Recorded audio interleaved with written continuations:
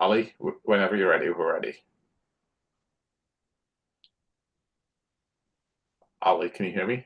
Yes, I can hear you. I'm just getting Okay. my mouse All right, ready. Okay, perfect. Okay, I'm sorry. ready now. Okay, Okay, go I'm ahead. ready. And do I count to 10? Yes, thank you. Okay. 5 is good. Okay, 5.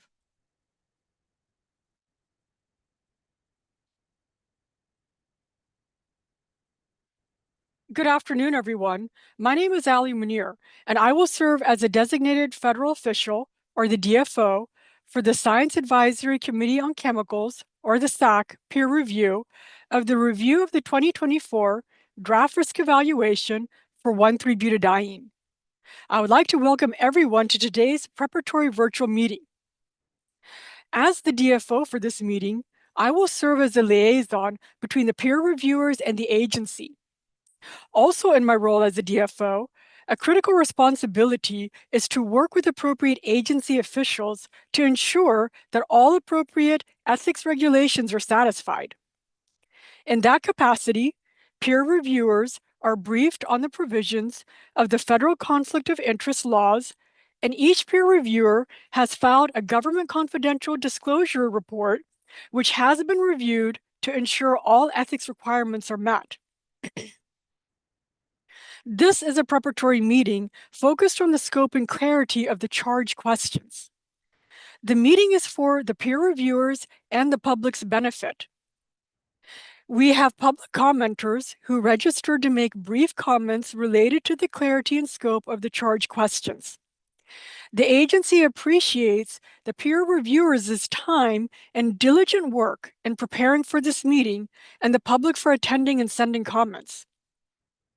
The agenda and EPA presentation for this meeting is posted on the SACC website at https://www.epa.gov/TSCA-peer-review.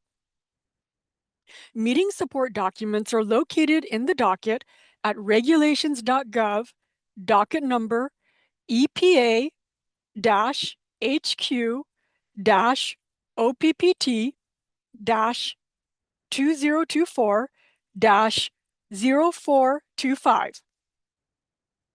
Please be advised that the agenda times are approximate. When the discussion for one topic is completed, discussions for the next topic will begin. I also wish to thank my EPA colleagues for all of their efforts in preparing for this meeting. Thank you to the SACC committee members and to the ad hoc reviewers for their preparation for the meeting. And thanks to Endina for their assistance with the Zoom meeting and YouTube webcasting. Joining me during this session today is the EPA Office of Pollution Prevention and Toxics team for the 1,3-butadiene. Today's preparatory virtual meeting is not a formal FACA standing for Federal Advisory Committee Act meeting, but is scheduled for you to discuss the charge and for the public to provide input on the charge questions.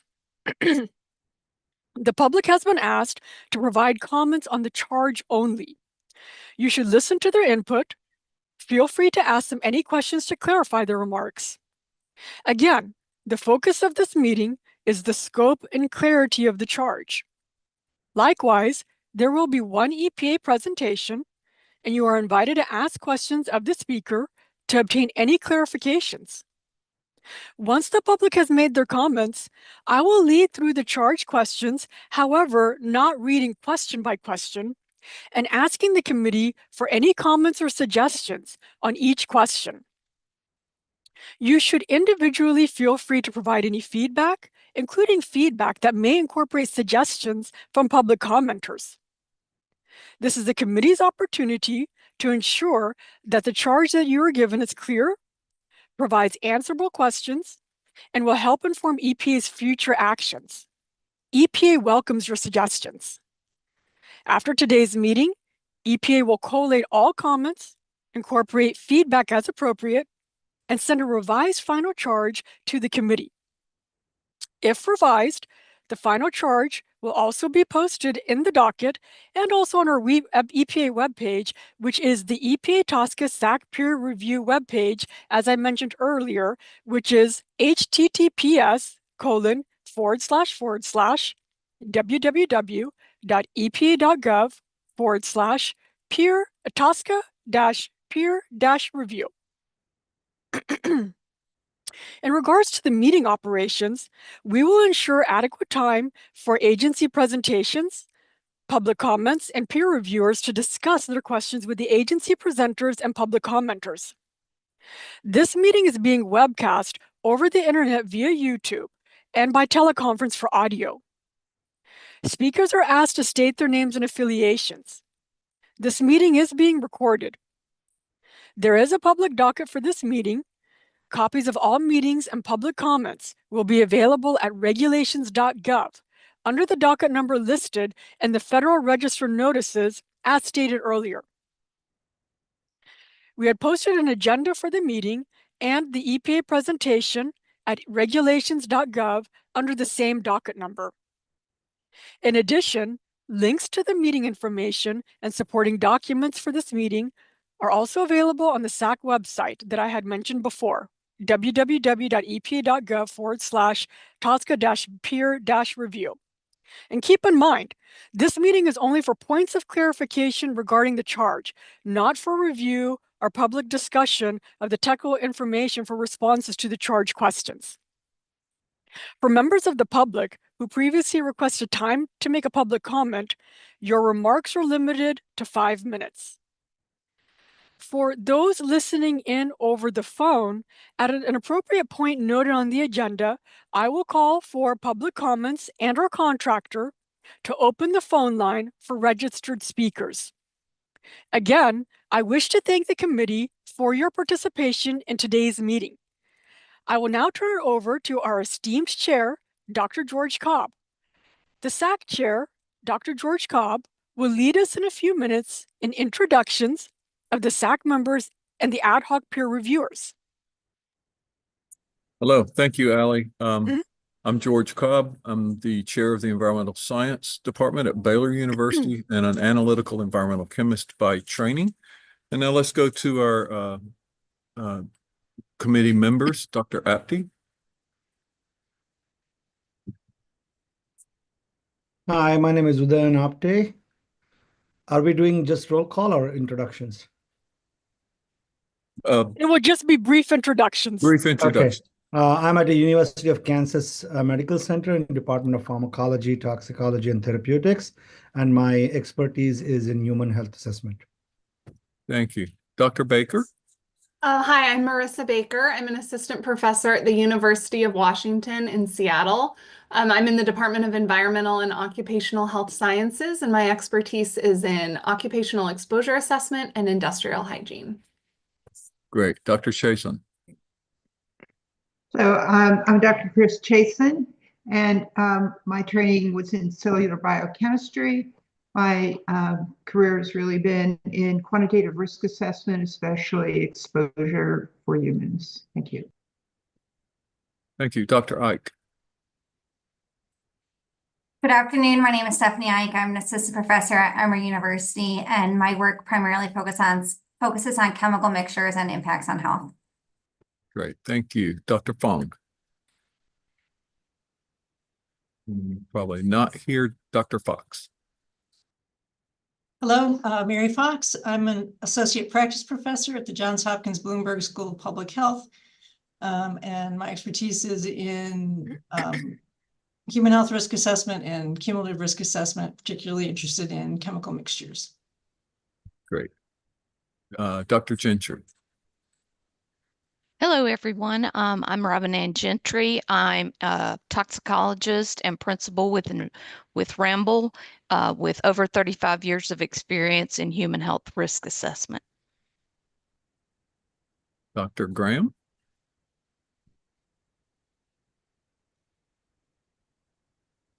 Dr. Graham. He won't be joining us today. All right, Dr. Heiger-Bernays. Hi, my name is Wendy Heiger-Bernays. I am currently chief of the research division in the Office of Research and Standards Massachusetts Department of Environmental Protection, and I hold a clinical professor emerita appointment at the Boston University School of Public Health. My expertise is in risk assessment and toxicology. Excellent. Thank you. Ms. Jenkins. Good afternoon. I'm Allison Jenkins. I'm a toxicologist at the Texas Commission on Environmental Quality. Thank you. All right, Dr. Merced Nieves.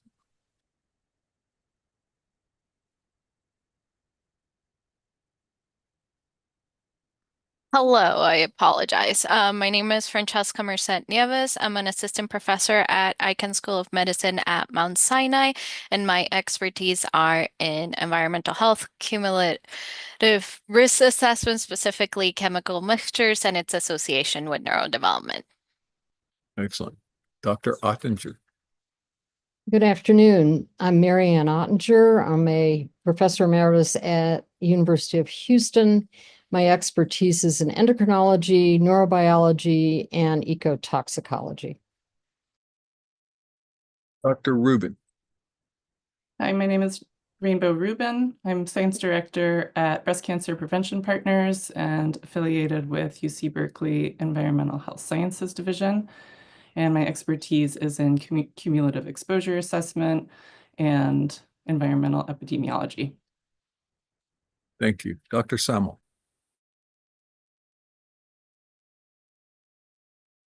Good afternoon. I'm Jennifer Samuel. I am a principal scientist with Insight Exposure and Risk Sciences. I'm also an affiliate professor with the University of Minnesota in their Environmental Health Sciences Department.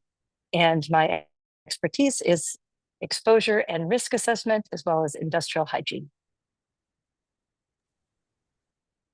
Mr. Wright.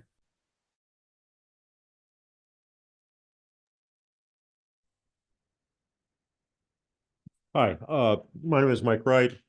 I'm the retired director of health, safety, and environment for the United Steelworkers Union, which, despite its name, represents the majority of organized chemical workers and workers in similar industries like, for example, tire and rubber, paper making, and petrochemicals. My expertise is in essentially workplace chemical exposure and the investigation of chemical accidents. I was trained as an industrial hygienist and excuse me, and as an industrial engineer.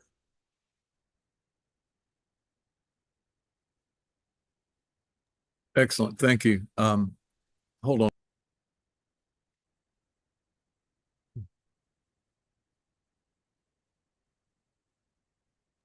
Dr. Bean Freeman. Hi, I'm Laura Bean Freeman. I'm a senior investigator in the Occupational and Environmental Epidemiology branch at the National Cancer Institute, which is part of the intramural research program of the NIH. I conduct studies of occupational exposures as well as environmental exposures. Excellent. Thank you. Dr. Barakal. Hi, I'm Veronica Berrocal. I'm a professor in the Department of Statistics at UC Irvine. My expertise in statistics, biostatistics, and environmental exposure assessment.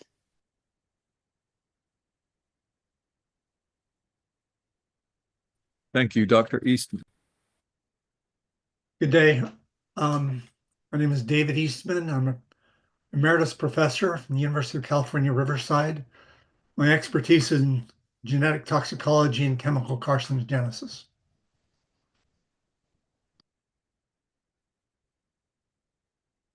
Thank you. Dr. Fairbrother. Good morning. I'm Ann Fairbrother. I'm retired as a principal with Exponent, an environmental health and engineering firm. My expertise is as an ecotoxicologist and ecological risk assessor. Thank you. Dr. Fenner Crisp. Hi, I'm Penny Fenner Crisp. I'm an independent consultant. My areas of expertise are toxicology, risk assessment, and science and regulatory policy. Thank you. Dr. Hopkins.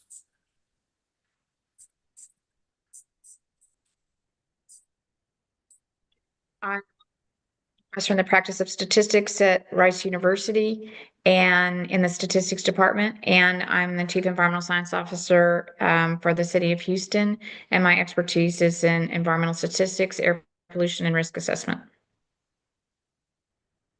Great. Dr. Johnson. Hi, everyone. I'm Mark Johnson. I'm the former director for toxicology at the Army Center for Public Health. Now it's known as the Defense Center for Public Health, part of the Defense Health Agency. Been retired for about a year. I'm the current president of Society of Environmental Toxicology and Chemistry in North America. And my expertise is in environmental toxicology, occupational toxicology, ecotox, and risk assessment. Thank you. Dr. Mayer. Hello, everybody.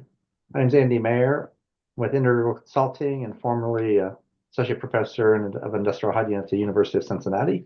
And my background is in industrial hygiene and occupational toxicology. Great. Dr. McKenzie.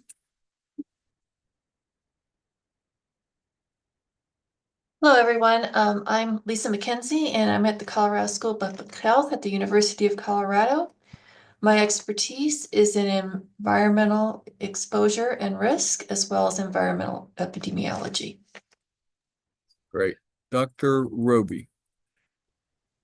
Hi, I'm Kathy Roby, and I'm a professor at the University of Kansas Medical Center in the departments of cell biology and physiology and obstetrics and gynecology. And my expertise is reproductive endocrinology with emphasis on ovarian function. Thank you. Dr. Santos Bourgois. Did I get that right this time? You got it perfect. Good afternoon, everybody. I am Carlos Santos Bourgois. I am a medical and environmental and occupational epidemiologist, and I have worked for 2-3 decades on chemical risk assessment and regulation. And currently, I am a professor at the School of Public Health at George Washington University. Great. Thank you, everyone, for the introductions. And now I'll turn it back over to Ms. Munir for further meeting logistics. Thank you, Dr. Cobb. And as a reminder, if you're not speaking, please put your video and your audio on mute.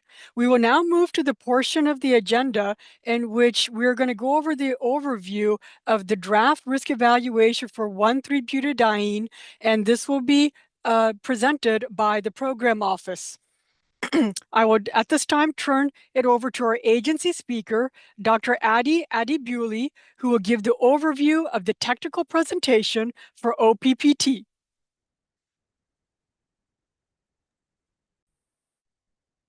Thank you, Ms. Munir.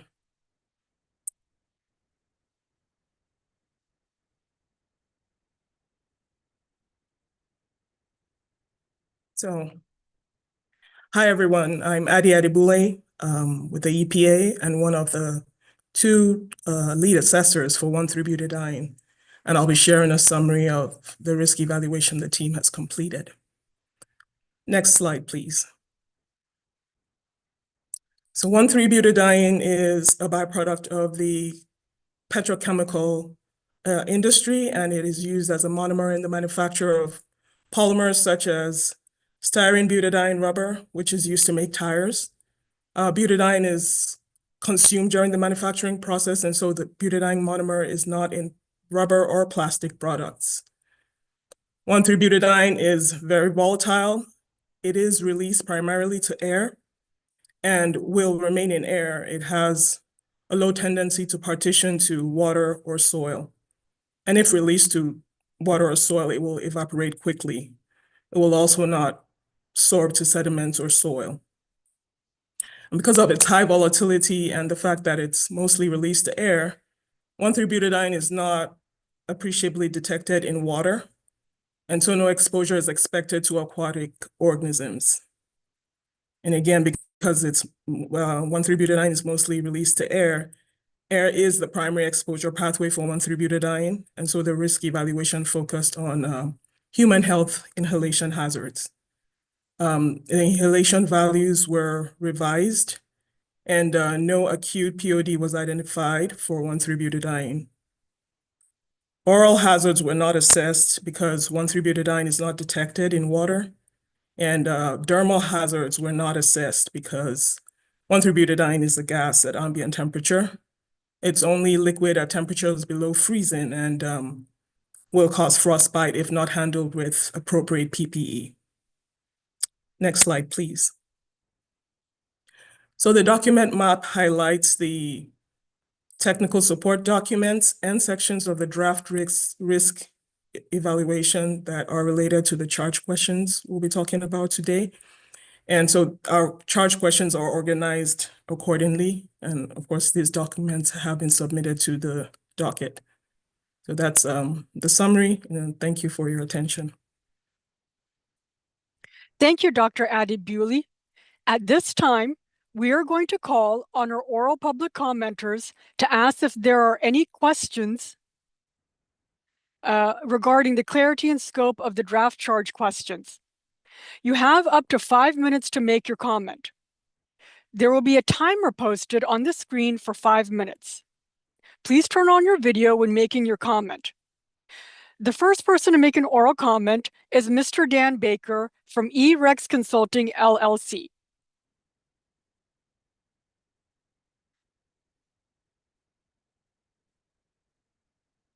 Is Mr. Baker on the line?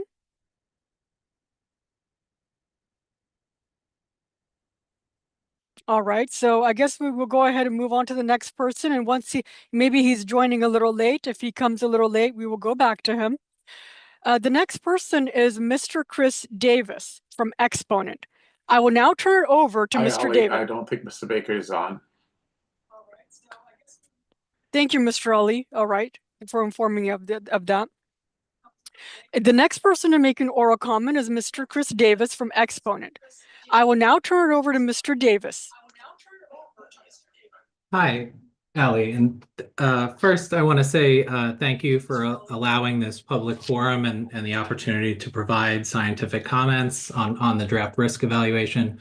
My name is Craig Davis. I'm a managing scientist at Exponent with a background in ecotoxicology, chemical fate and transport, and ecological risk assessment. And I've prepared some oral comments and are presenting them at the request and on behalf of the American Chemistry Council's butadiene consortia. So my comments focus primarily on charge question number 1 from the ecological risk perspective. So specifically the scope of EPA asking to comment on their conclusion to develop qualitative assessments of butadiene contributions for land, water, and ecological taxa. But that also includes providing comments on charge question number 6, which focuses on requesting comments on the overall content, organization, and presentation of the technical support documents. So if you could go to slide number 2. I think this was well covered in the previous presentation, and so I won't focus a lot here. Suffice to say that I think EPA did a very thorough and thoughtful job in collecting and synthesizing both the available exposure data as well as using the modeling tools available to really consider the distribution both in emissions and in ultimate environmental concentrations of butadiene between air, water, and soil. And I believe that their analysis and their presentation and communication of that analysis and the associated data gaps and uncertainties is very thorough. And that generally supports the decision and the scope of charge question number 1, specifically the qualitative level of assessment. And this just sort of reiterates that the exposures of aquatic and terrestrial organisms to 1,3-butadiene is expected to be extremely low and of short duration. And that's, I think, commensurate with the previous presenter. If you could go to slide number 3, please. So EPA, in their decision to do a qualitative assessment, did not gather relevant ecological ecotoxicity data for 1,3-butadiene, but previous assessments have. So the data table presented here, which we'll discuss on when we provide oral comments to the next meeting, was collected by the European Union in their risk assessment of 1,3-butadiene back in 2002. And it generally supports the conclusion that aquatic toxicity and terrestrial toxicity of 1,3-butadiene and its read-across analogs are low, and that they're orders of magnitude higher than the environmental concentrations that have been observed and reported, as mentioned in the previous presentation for surface water concentrations. And that data was summarized and well discussed in the draft environmental media concentrations document provided by EPA. So if you could go to the last slide, please. In summary, I think EPA's conclusion to perform a qualitative assessment on the basis of the reasonably available emissions, exposure, fate, transport, and biological activity data is well supported. I think the scope of their charge question is complete. I think it was clearly communicated, well documented, and there's a thorough discussion of uncertainties. And the combination of the analyses presented in the draft physical chemistry and fate assessment document, as well as the draft environmental media concentrations document, support the scope and content of charge question number 1, specifically the decision to make a qualitative assessment. And I believe that's it. So again, thank you for the time and the opportunity to provide comments. Thank you for your comment, Mr. Davis. The next person to make an oral comment is Mr. Chris Kerman from SACC. Please turn on your video and audio. I will now turn it over to Mr. Kerman. Good afternoon. I'm Chris Kerman. I'm Vice President and co-founder of SACC. Full disclosure, I am speaking today on behalf of ACC's Butadiene Risk Assessment Consortium. My presentation essentially provides a summary of 4 refinements to existing charge questions rather than new charge questions. And so we can move on to the next slide, please. The first refinement I suggest is that additional consideration and discussion is needed concerning the mode of action for the fetal body weight endpoint. I think EPA has done a nice job of summarizing the available information for the other critical non-cancer endpoint, that's ovarian atrophy, but there's more that needs to be done for the fetal body weight endpoint. There is some information available. It's not as robust as it is for the ovarian atrophy, but there is information to work with, and this is a critical decision regarding the dosimetry and adjusting for species differences in terms of the quantitative non-cancer risk assessment. And particularly in light of ATSDR's decision to essentially reject the approach that EPA adopted in the draft assessment in terms of ignoring species differences and potentially overestimating human health risk. Next slide, please. Question 2, I think additional attention needs to be given to the excellent hemoglobin data that are available for this chemical to basically estimate and quantify internal doses of the BD metabolites in all the species of interest. I think that also some attention to the uncertainties associated with either implementing a data-derived extrapolation factor approach versus continuing to rely on administered exposure concentration is warranted. And I think that this question is needed because there's been excellent data generated and methods generated since ATSDR's 2012 assessment that can be used to essentially quantify species differences so that we don't overestimate potential risk. Next slide, please. Moving on to the cancer assessment, I think that a question is needed to essentially weigh in on the important decision of the data set that is used to estimate the cancer potency for butadiene, namely in the key paper that the EPA has relied upon. In some sensitivity analysis, they excluded some portions of the data, and this warrants careful consideration. That's both, exclusion of the unexposed workers that are used to characterize baseline hazard rates, as well as exclusion of any workers above the 95th percentile of exposure to characterize the essentially extreme exposures for from this worker cohort.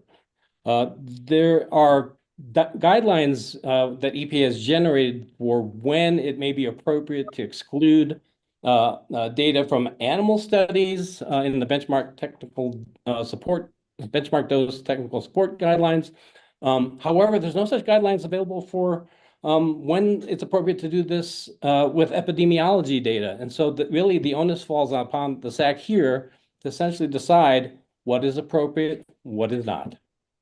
Next slide, please.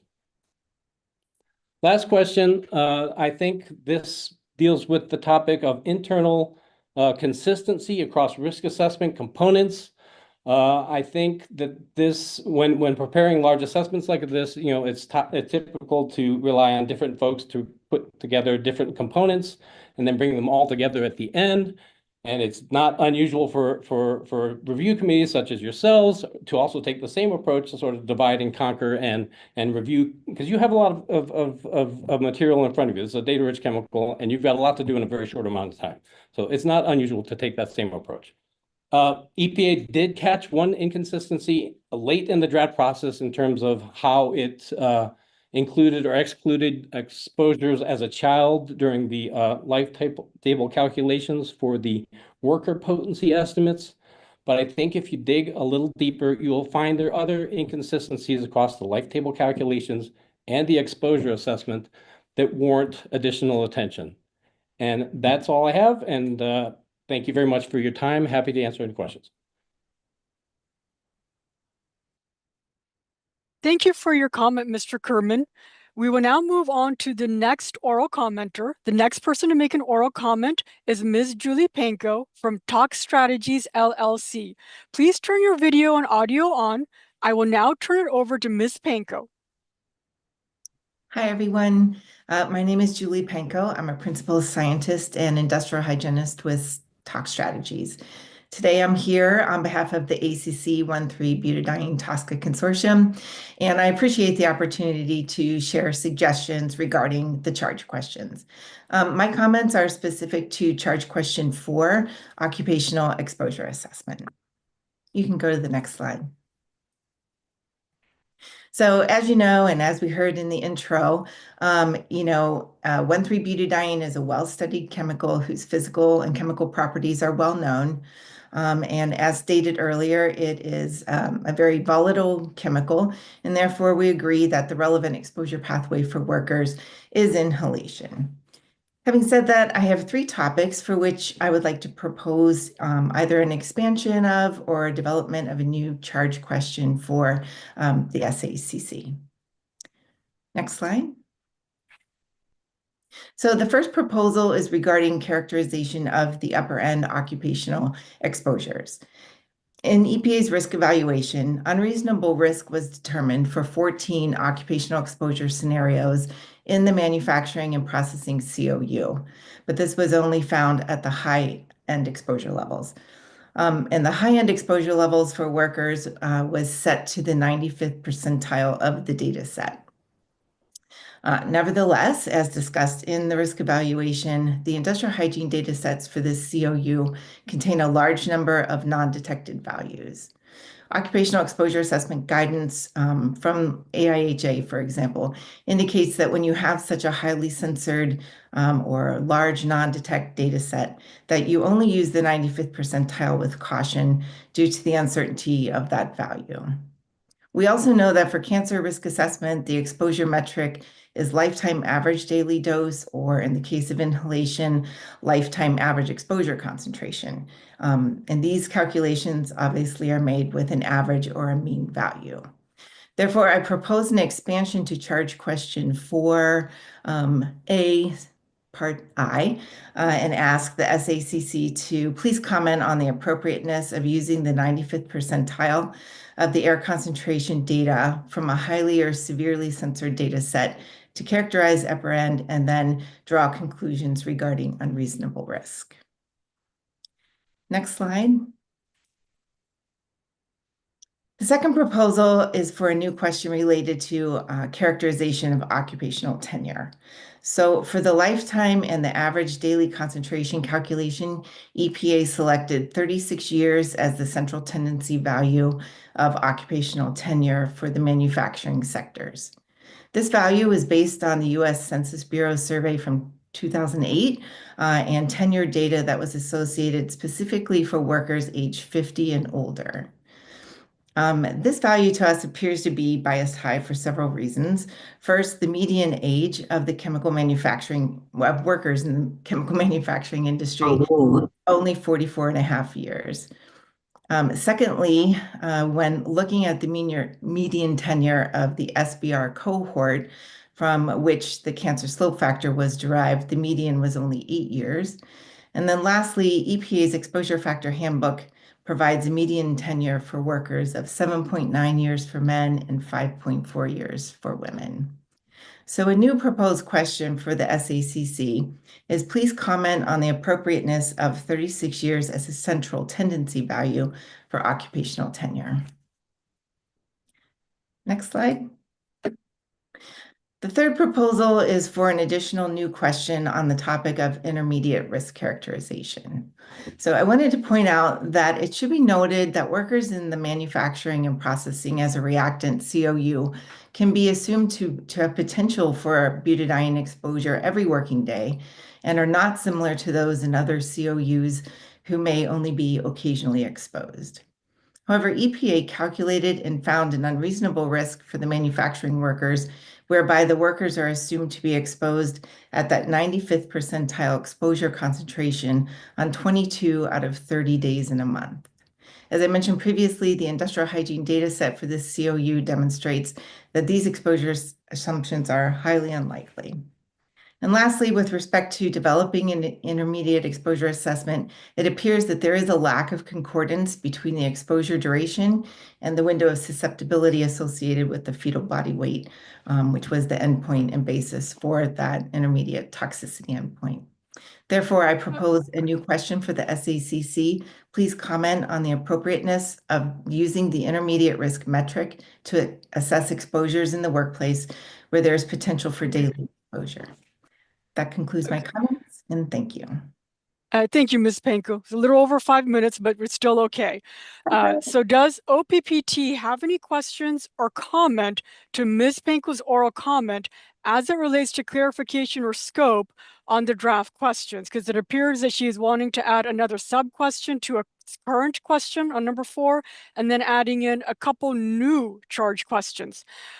So the program office, please remember to turn on your video and state your name.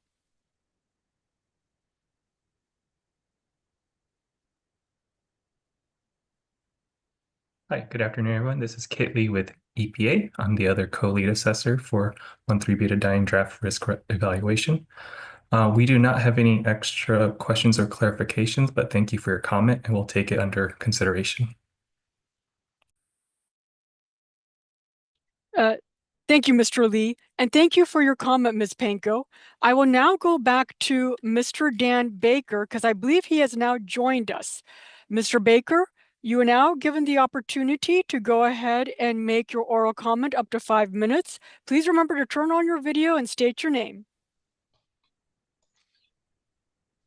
Yeah, hi. My name is Dan Baker.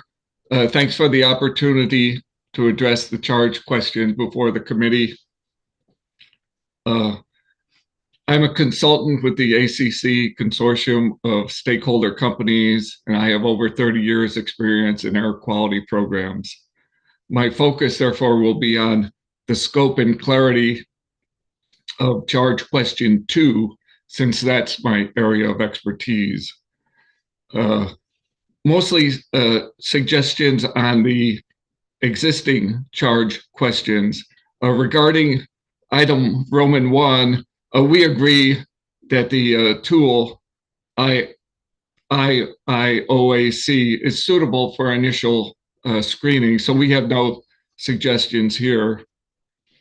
Regarding item Roman 2, until recently, we disagreed with the scope of the charge question and the assumption about refined modeling. Specifically, when the emissions input to HEM are exactly the same as in the initial screening with the IOAC, then the predicted air quality concentrations are again just screening values, very similar to what the screening tool predicts. However, based on the EPA memorandum of March 3rd, we are now in agreement that refined modeling has been performed on the highest risk facilities. Still for emphasis, we would like to suggest the following. Please comment on the uncertainty introduced into the determination of concentrations for fence line communities when using limited non-representative source inputs for modeling. Please comment on the importance of an additional tier as demonstrated in the EPA memorandum of March 3rd before any decisions are made. Please comment on the uncertainty introduced in exposure modeling in cancer incidents by assuming everyone spends their entire lifetime living within one census block. Regarding item Roman 3, many facilities have a majority of their emissions, 1,3-butadiene, coming from flaring operations. Flares achieve excellent dispersion through their elevated release height and their thermal buoyancy. So we propose the following. Please comment on the uncertainty introduced in the fence line concentrations when using limited source inputs that do not represent flaring operations. Again, please comment on the importance of adding an additional tier to correctly represent flares as demonstrated in the EPA memorandum. Regarding item Roman 4, we do not believe that the 24-hour monitoring data are a credible surrogate for lifetime exposure. Furthermore, we do not believe that the other sources of modeling that are referenced have been well integrated into the evaluation. So we propose the following. Please comment on the other sources of modeling that are cited in the evaluation. Are the RTR, that's Risk and Technology Review, refined modeling by EPA results adequately explained? Are the regulatory requirements around this program impacting chemicals like 1,3-butadiene adequately explained? Are the air tox screen modeling results, which account for all emission sources, adequately explained and compared to the monitoring data?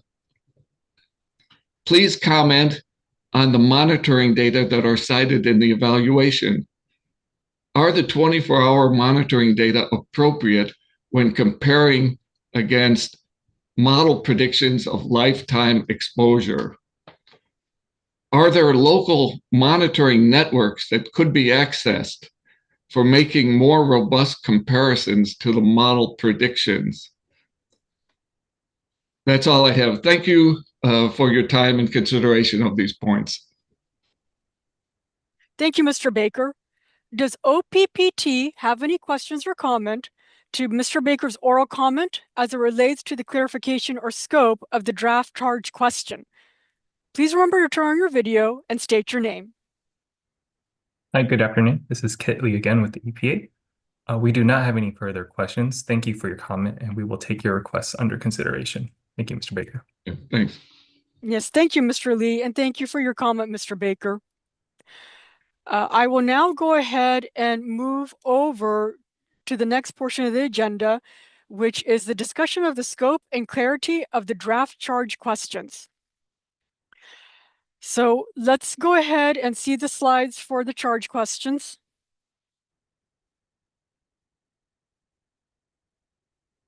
Alrighty, so this is a charge question number 1 covering environmental exposure. So we ask everyone to please take a moment to read the introduction to the charge question on your own.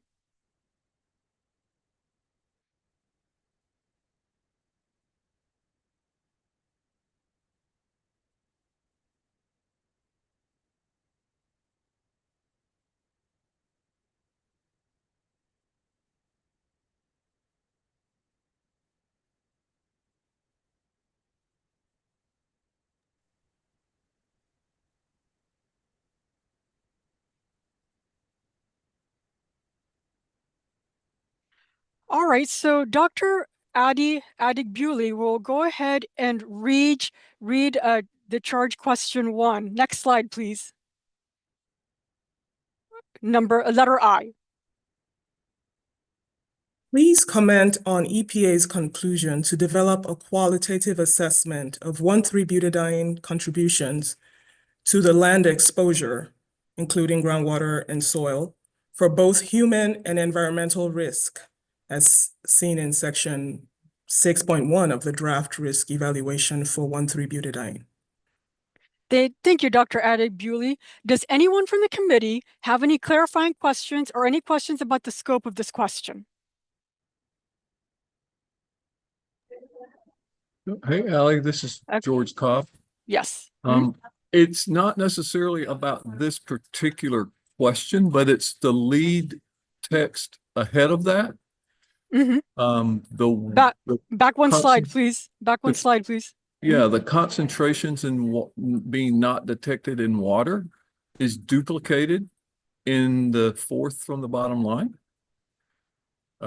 Monitoring data indicate 1,3-butadiene is not detected in water. That's duplicated there, so that probably should be cleaned up. Also, that is not a correct statement. It has not been not been detected in surface water is correct, but 1,3-butadiene has been detected in groundwater. And so both of those changes need to be resolved. Thank you, Dr. Cobb. Does OPPT have a response to Dr. Cobb's what he pointed out?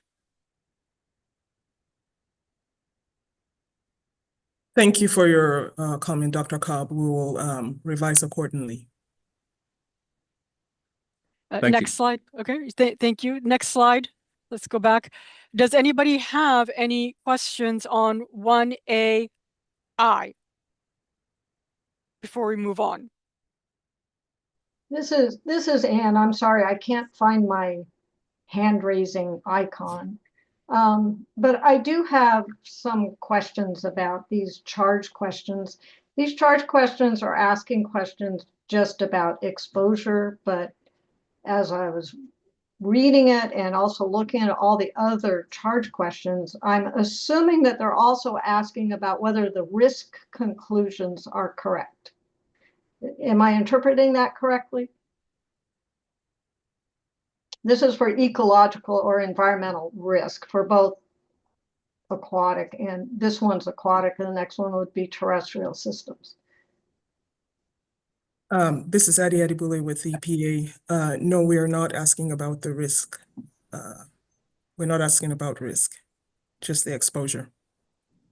Yeah. So hi, this is Kathy Denisio, Senior Science Advisor in OPPT. I'll just clarify that our SACC charge questions are focused on scientific approach and methodology, and per our standards for SACC don't address questions on risk conclusions. So that's the questions on the risk conclusions are out of scope of the SACC meeting.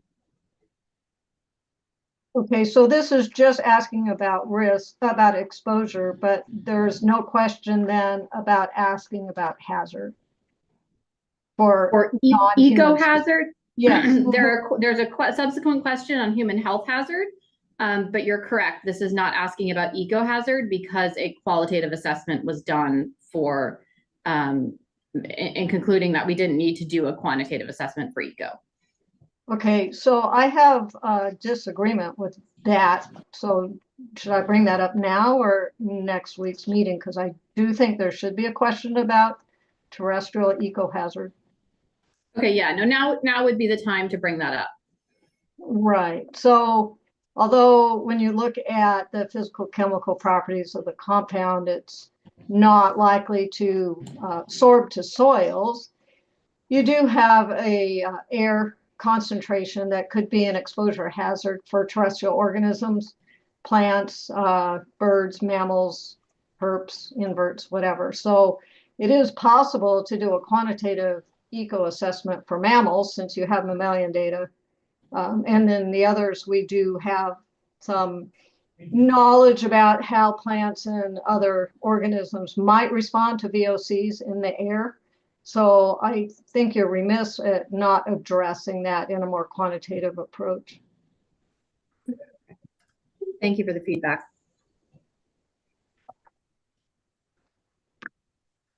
Thank you, Dr. Fairbrother. If there are no more questions or follow-up, Dr. I would Johnson like has to a move on question. to, finishing up on Dr. Fairbrother, and I was going to introduce Dr. Johnson because he has his hand raised. Thank you. Yeah, maybe this just is a little nitpicking question here, but when you say human and environmental, to me, humans are part of the environment. So you're talking about occupational and environmental risk to humans, correct? And ecotoxicological risk. Is that correct?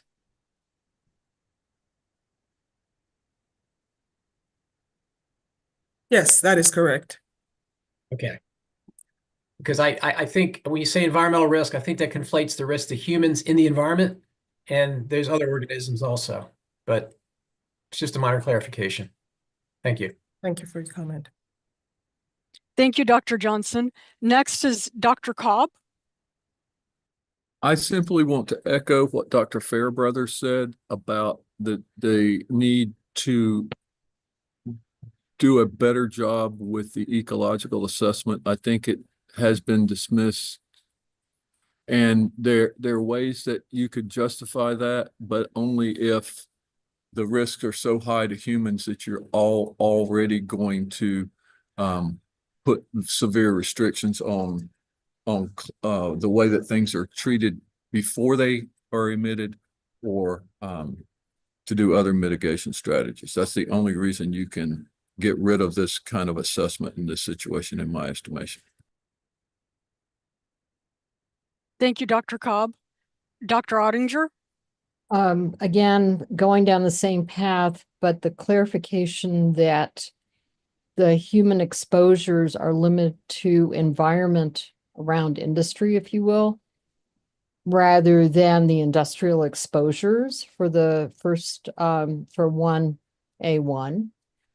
And then similarly with the terrestrial and aquatic species exposures, I totally agree with Drs. Fairbrother, and would like to, emphasize that along the lines that Dr. Cobb just did. Thank you. Thank you, Dr. Ottinger. Can I pause Dr. here? Rub Can I pause? Can I pause here? We can have, you can have those comments in your summaries for the peer review meeting in April. I think we need to keep this focus on the current charge questions that's before us. But if you want to provide those comments. Tamia, this is about the charge. This is perhaps asking to add a question to the charge related to this.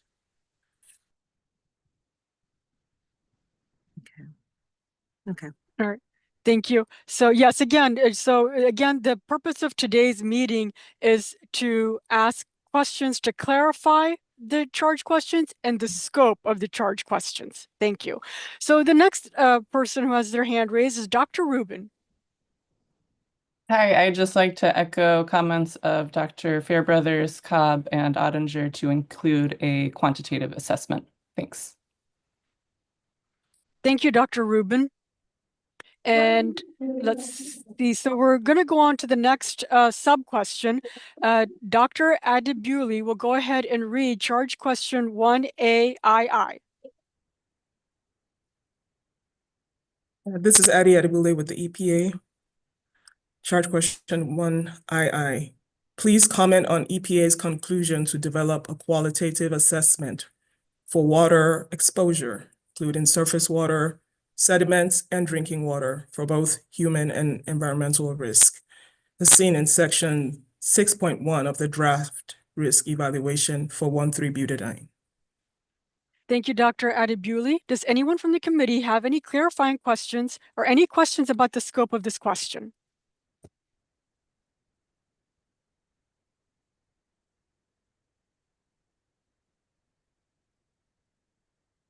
All right, I don't see any hands raised and I don't hear anyone. So we will go on to the next slide. This slide is charge question number 2, and it covers the general population exposure. We ask everyone to take a moment to read the introduction to the charge on your own.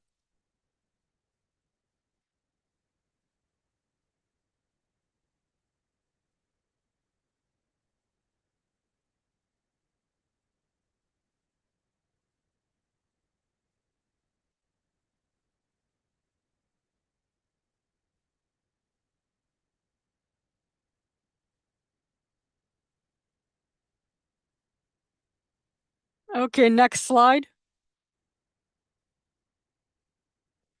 Dr. Adibuli will now read the charge questions for number 2I aloud.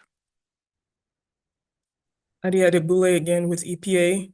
Please comment on EPA's approach and methodology with the integrated indoor-outdoor air calculator modeling of ambient air concentrations to inform the non-cancer risk evaluation in sections 222 of the draft general population exposures for 1,3-butadiene. Thank you, Dr. Adibuli. Does anyone from the committee have any clarifying questions or any questions about the scope of this question?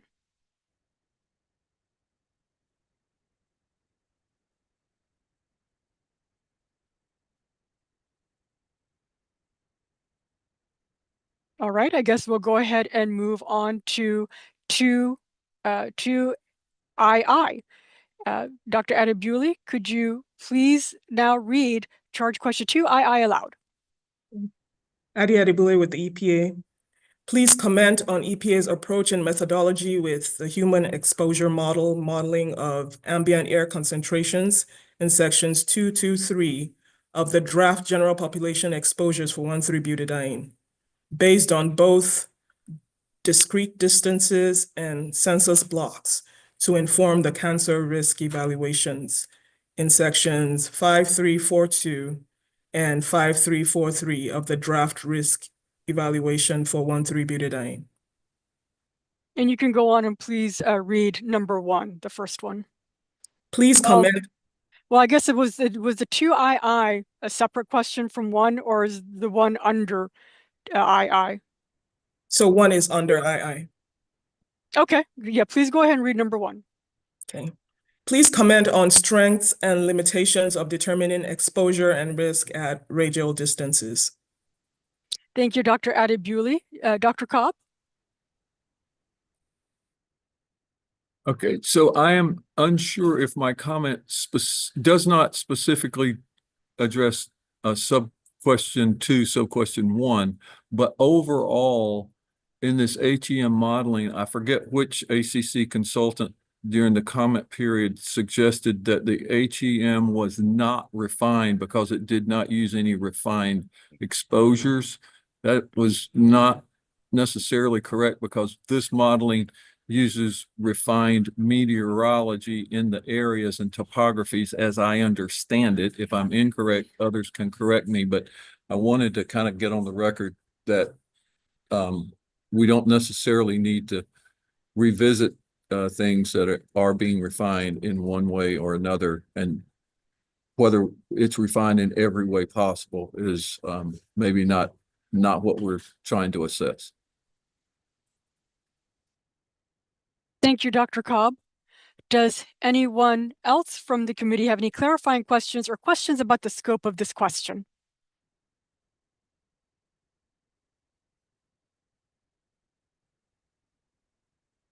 All right, Dr. Adibuli, please move on to number 2. Adi Adebule with EPA. Please comment on strengths and limitations of determining risk at census blocks. Does anyone from the committee have any clarifying questions or any questions about the scope of this question? I see that Dr. McKenzie has her hand raised. Yes, thank you. I was wondering if you could clarify in the determining risk in the census blocks, were you aggregating different 1,3-butadiene industrial sources of 1,3-butadiene manufacturing that might be within one census block or neighboring census blocks? Or was it just one facility? Hi, this is Kathy Denisio, Senior Science Advisor, OPPT. I think that question may be out of scope for this meeting. We're really focused on clarifying the charge questions, and that's really getting more into the details of how the analysis was done. Is there something related to your question that is focused on how we might need to revise a charge question? No, I can wait to next week. Okay, thank you. Thank you, Dr. McKenzie. And Dr. Adebule, are there any more questions before we move on to number 3 from the committee or from the committee? All right, so Dr. Adebule, please read number 3 aloud. Okay. Adi Adibole, the EPA, please comment on EPA's conclusion that refined modeling of ambient air. Just a minute. The refined modeling of ambient air concentrations was necessary to inform cancer risk evaluation. Thank you, Dr. Adebule. Does anyone from the committee have any clarifying questions or any questions about the scope of this question?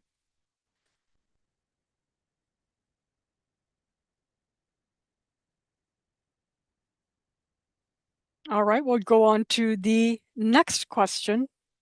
Next slide, please. Well, okay, we're still on charge question 2. Okay, so we got 3 and 4.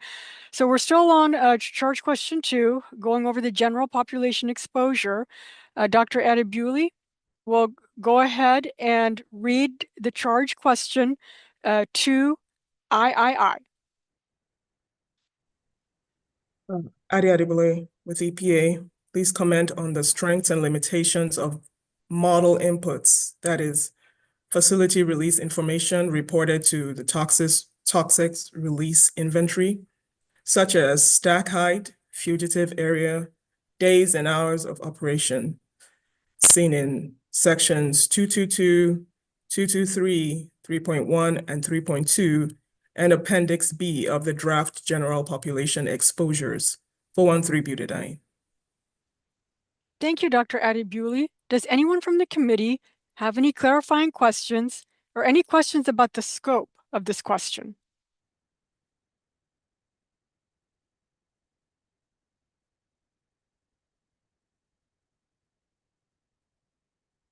Okay, we'll go ahead and move on to the next sub-question, charge question 2 and then 4. So Dr. Adebule, if you could please read number 4 aloud. Okay. Adi Adibule with EPA, to characterize 1,3-butadiene concentrations in ambient air, both monitoring and modeling data were evaluated, seen in section 3.1.2 of the draft environmental media concentrations for 1,3-butadiene, and section 2.3.1 of the draft general population exposures for 1,3-butadiene. Please comment on how both modeling and monitoring data can be used in a comprehensive evidence integration to inform characterization of ambient air concentrations. Thank you, Dr. Adebule. Does anyone from the committee have any clarifying questions or any questions about the scope of this question?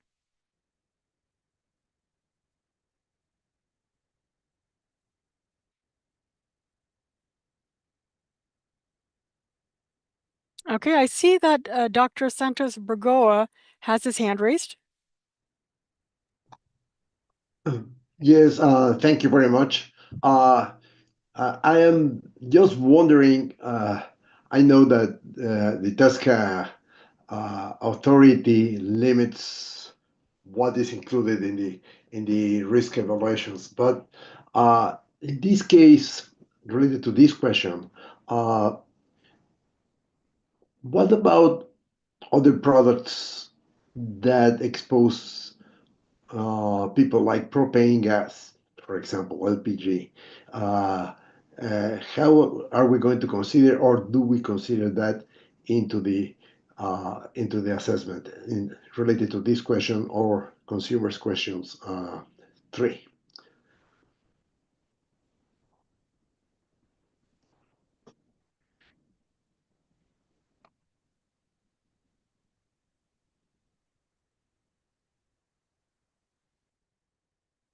Thank you for your comment. I believe we can handle that during the main SACC meeting next week. That's okay.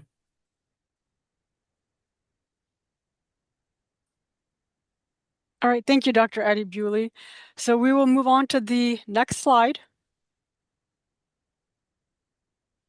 We are now going to cover consumer exposure, charge question number 3. If Dr. Adebule will now read aloud the entire charge question, the introductory language, and also letter I. Right. Adi Adebule with the EPA. EPA has determined that 1,3-butadiene, a monomer used in polymer-derived consumer products, such as synthetic rubbers, is stable in these products and not expected to degrade in such a way as to expose the consumer to the 1,3-butadiene monomer. These polymers include, but are not limited to, acrylonitrile butadiene styrene resins and styrene butadiene rubber. Residual butadiene concentrations in polymers and downstream concentrations are very low and often not detectable. Roman number 1. Please comment on EPA's conclusion to develop a quantitative assessment of exposure to 1,3-butadiene in consumer products and articles seen in section 5.1.2 and 5.3.3 of the draft risk evaluation for 1,3-butadiene. Thank you, Dr. Adebule. And I believe you meant to say to develop a qualitative assessment and not a quantitative assessment. Correct. So I will now open up the floor to the committee. Does anyone from the committee have any clarifying questions or any questions about the scope of this question? Mr. Meyer? Dr. Meyer? Yes, I just wanted to verify that this question in the sub-bullet I is only covering or intended to cover polymer-based products, not any other products. So this is strictly just an assessment question related to polymer products, because the final sub-question, it says in consumer products and articles, not limited to polymers. Yes, this is Adi Adebule with the EPA. Yes, that's correct. This question is related to polymer products. Thank you. Thank you for that clarification, Dr. Adebule. Are there any other questions as it relates to clarifying or about the scope of this charge question before we move on?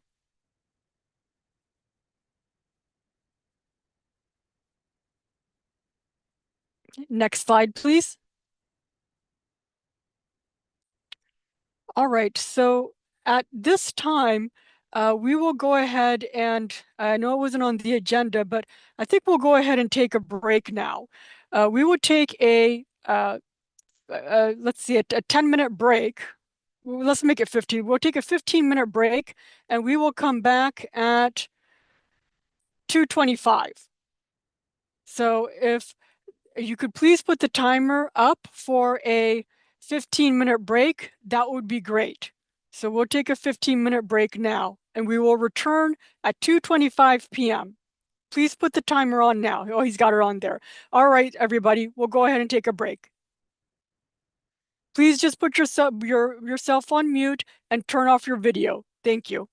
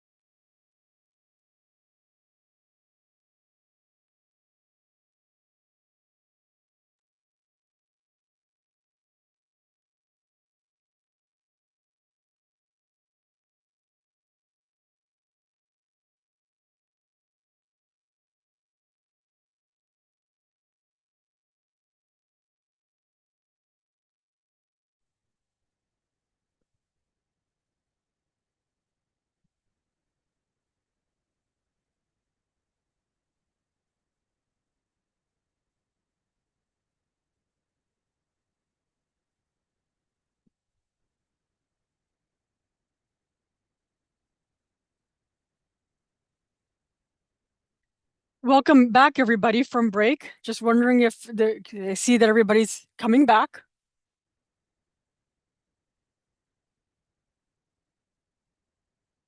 We will now continue. We had left off, completing charge question 3. We are now getting ready to start on charge question 4, covering occupational exposure. We will now, first of all, is the recording on? Yes, it is. Okay, thank you. Okay, so we will go ahead and ask everyone to take a moment to read the introduction to this charge question on your own.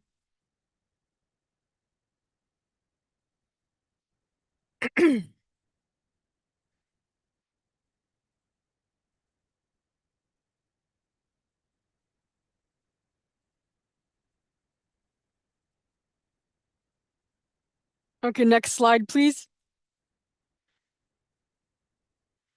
On the next 2 slides, Dr. Addie Bewley will now read aloud the charge questions for number 4A. Addie Adibule with EPA. Charge question 4A1. Most occupational exposure monitoring data points available from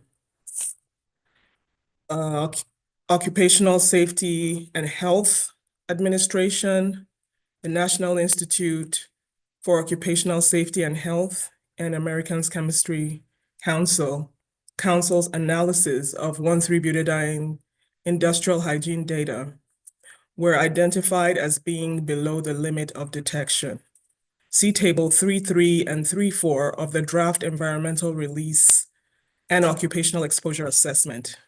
As described in Section 2431 of the Draft Environmental Release and Occupational Exposure Assessment, for monitoring data that were reported as being below the limit of detection, EPA estimated exposure concentrations following EPA's guidelines for statistical analysis of occupational exposure data.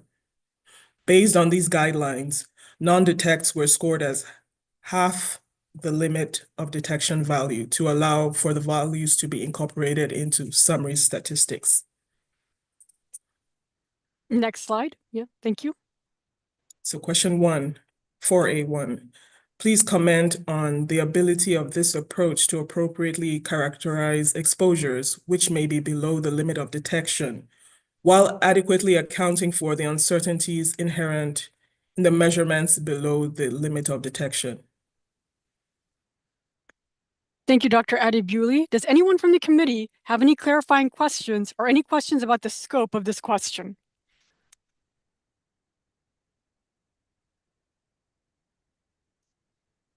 Dr. Mayer?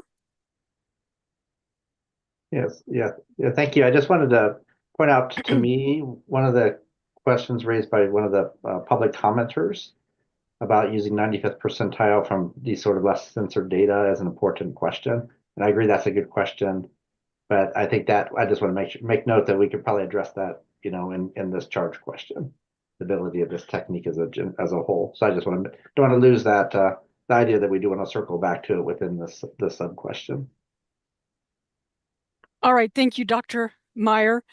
So we will go ahead and go on to question number 2. Sorry, Allie, can I ask a clarifying question? Yes, of course. Okay, yes. Sorry, this is Kathy Denisio, Senior Science Advisor, OPPT. Can you just clarify, Dr. Meyer, is it? Are you suggesting that though you think that the public commenter posed a good question, that it's covered by the charge question as we've written it, and you can address your response to the public commenter's feedback under the charge question as written? Or are you suggesting that we revise the charge question? The question as written can accommodate that public comment.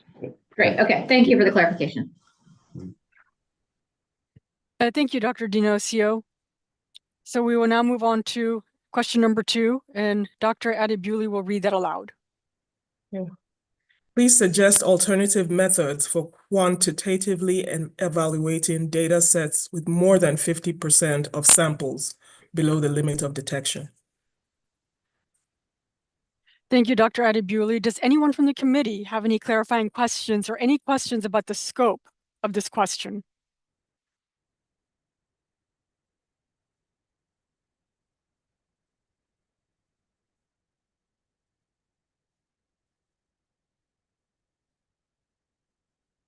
Okay, we will move on to the next slide.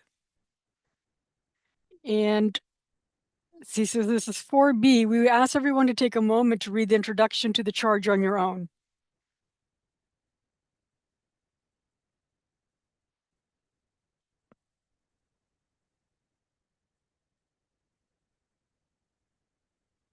All right, next slide. Dr. Adebule will now read aloud the charge questions for 4B. Okay, 4B1. Analogous data are data from other occupational exposure scenarios or conditions of use where activities and exposure profiles are expected to be similar. 1.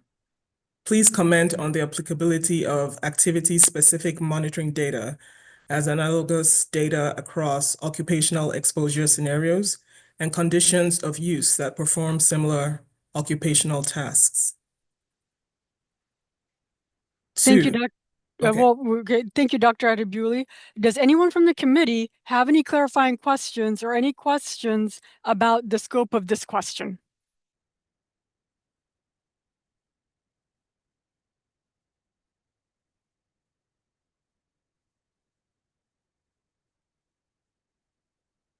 All right, I guess we can move on to number 2. Okay.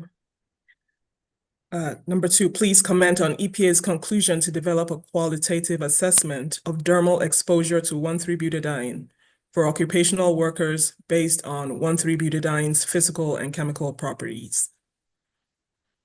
Thank you, Dr. Adebule. Does anyone from the committee have any clarifying questions or any questions about the scope of this question?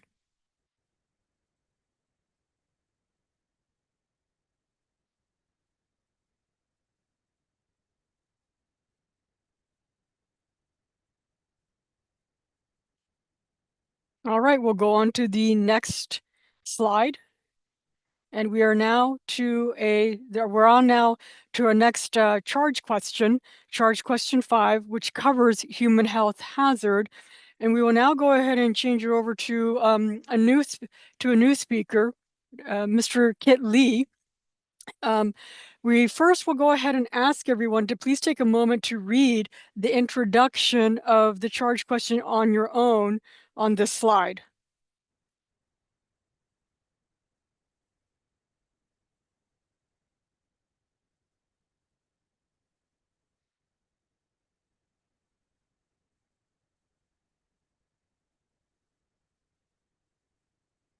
Mr. Lee will now read aloud charge question 5AI.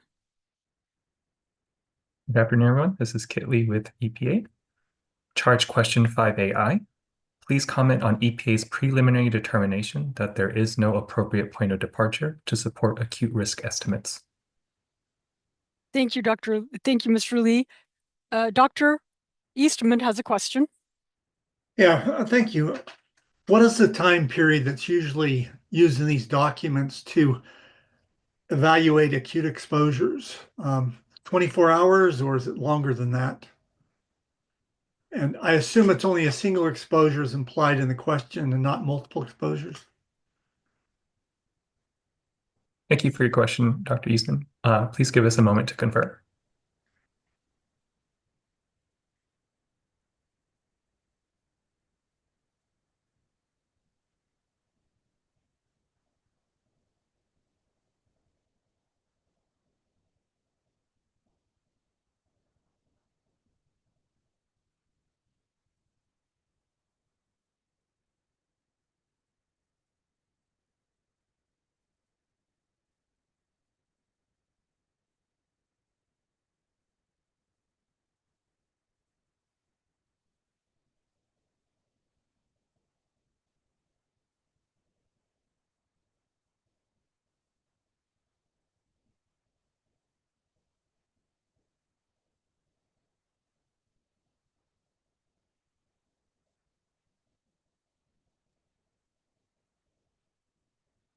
All right, so there's Dr. Healy who has come online. If you could please put yourself off mute.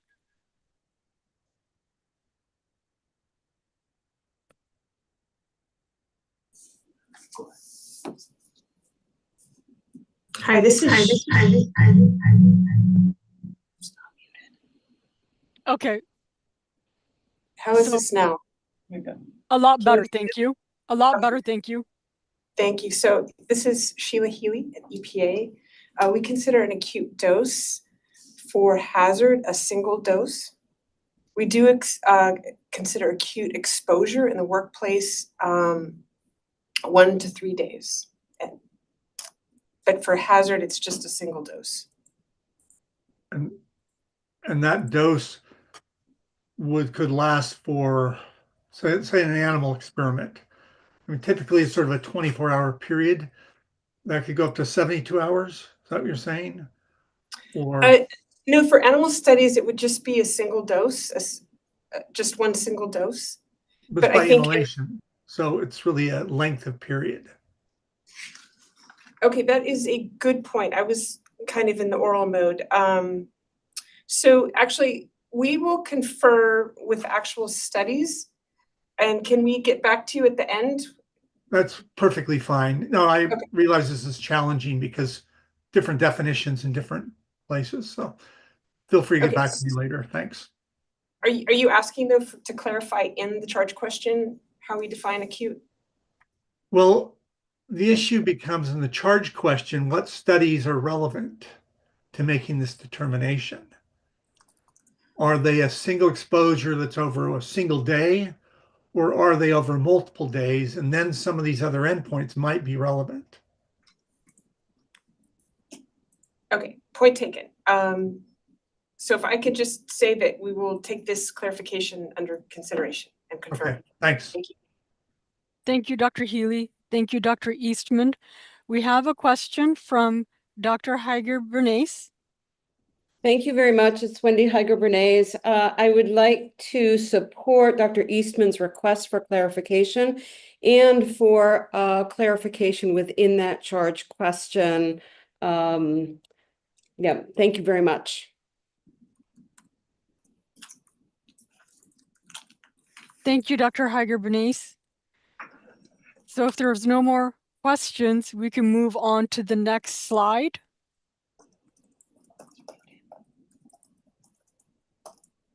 Please take a moment to read the slide to yourself.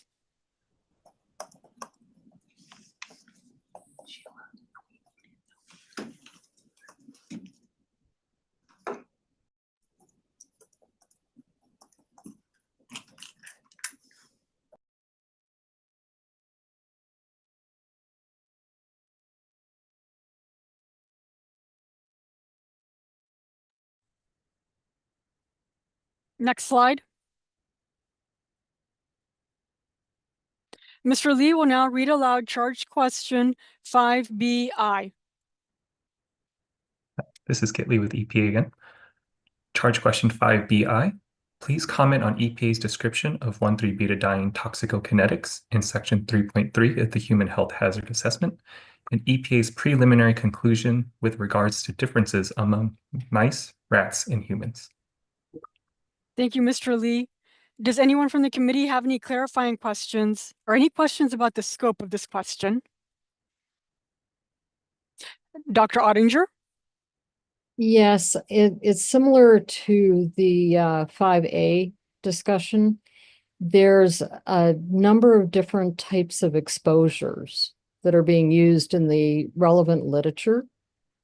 One of them being a 20-minute inhalation exposure, for example, in some of the papers. And so please clarify for us what types of exposures you would like to know about, especially with the toxicokinetics.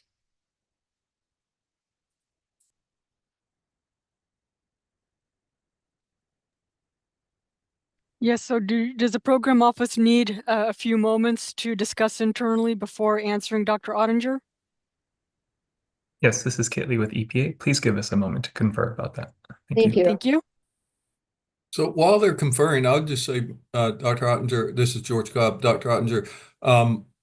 If there are literature that you think and the other discussants think fit into this this question, if the timeframes are somewhat variable, but you still think they fit into the framework of this question, I think it's appropriate to include that.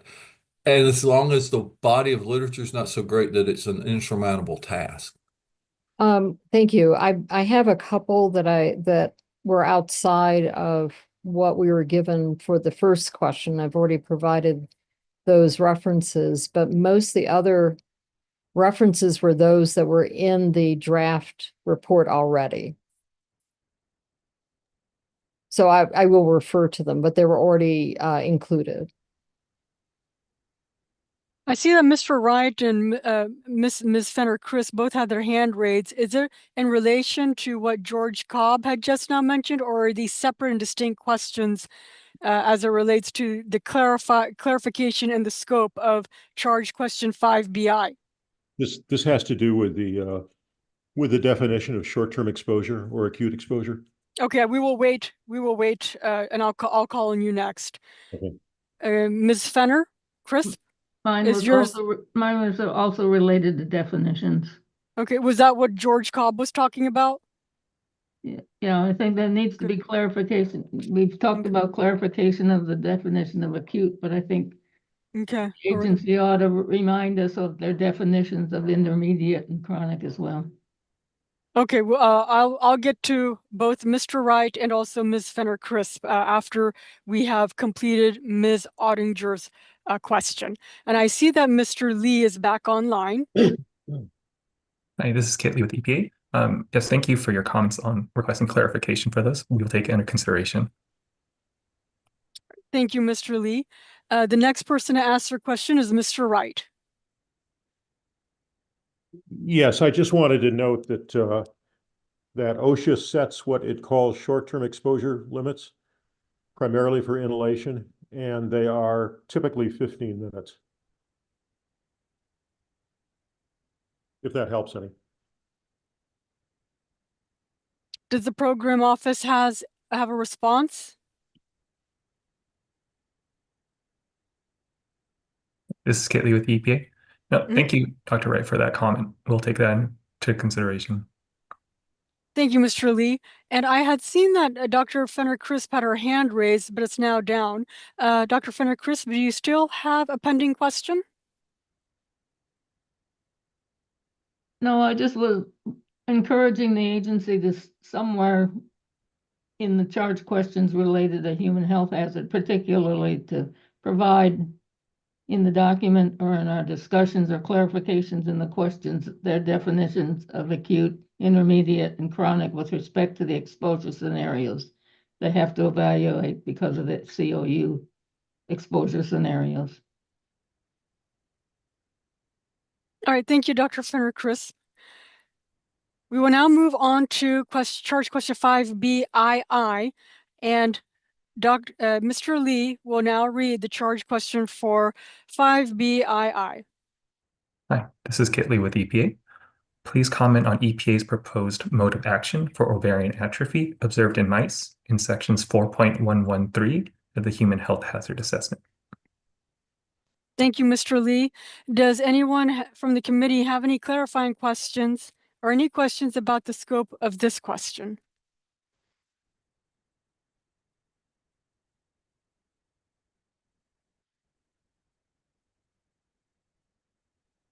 All right, we will now move on to the next question, 5BIII. Mr. Lee will now read aloud charge question 5BIII. Please comment on EPA's preliminary conclusion that ovarian atrophy is not appropriate for extrapolating to human risk due to the differences in species-specific metabolites and substantial uncertainty in quantifying the relevant metabolite concentrations in humans under section 4.1137 of the Human Health Hazard Assessment. Thank you, Mr. Lee. Does the committee have any clarifying questions or any questions about the scope of this question? Dr. Ottinger? Yeah, I just wanted to point out for consideration by the EPA, and I really appreciate this question, that there are a number of variables, including species of rodents that are used for the various studies, and also age of exposure. And I wanted to find out if that is part of what you are asking in this charge question.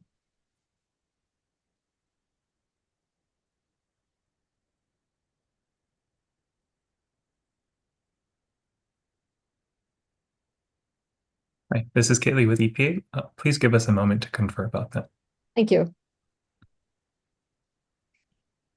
So while folks are conferring, this is George Cobb again. I'll simply state, and this is the reason my hand's up, Allie, is Okay. this charge question is one of the places where I am doubtful this committee will reach consensus, having served on lots of these. I think we're going to have people that say, yes, this is appropriate. And I'm sure we'll have people that say, no, this is inappropriate, because uncertainty doesn't lower the risk.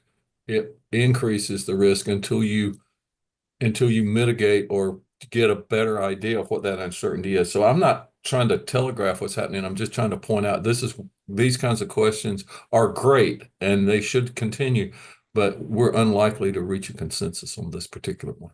And that was why I was trying to narrow the scope a little or articulate it a little bit. And so that's exactly right, George. Thank you. I would argue against narrowing the scope. Oh, okay. All right. And so I'm sorry, this is Tamu Gibson. And so what was the, Dr. Cobb, what was your suggestion or recommendation to improve this question? Is that 5B? I didn't have a suggestion. I was simply Okay. stating, while we had time on the clock, while EPA was conferring, that this type of question, while wonderful, it is absolutely what you're supposed to be asking and what we're supposed to be answering, is a place where I doubt the committee is going to reach consensus. That was all that I was trying to say. I see. Okay. Thank you. All right, thank you, everybody. So it seems that the program office is ready to give a response. So specifically about age, taking into account age, we did not take into account age or stages of like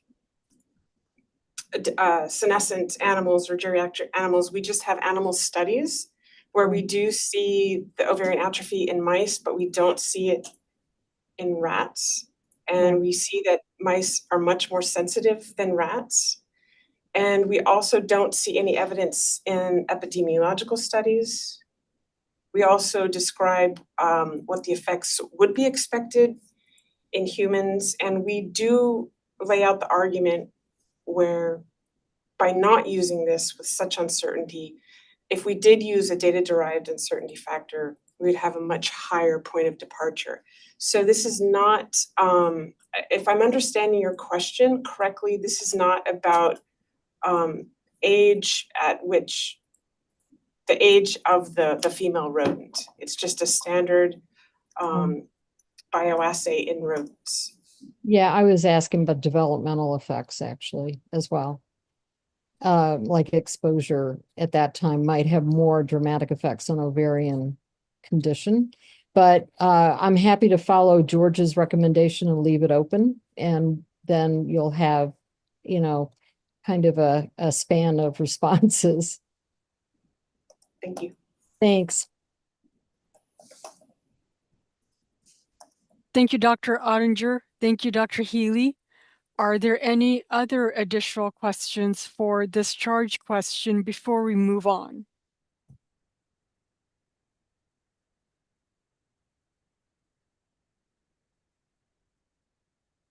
All right, so Dr. Lee, Mr. Lee will go ahead and read the last charge question, 5B III aloud.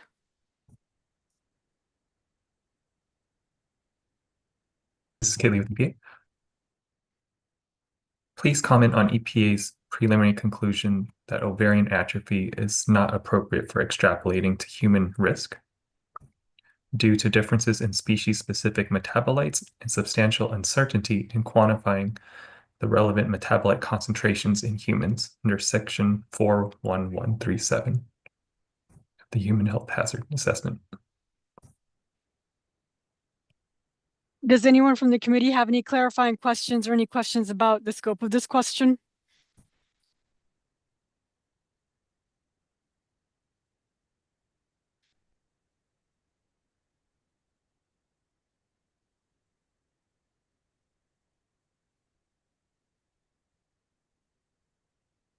Okay, we'll go ahead and go on to the next slide.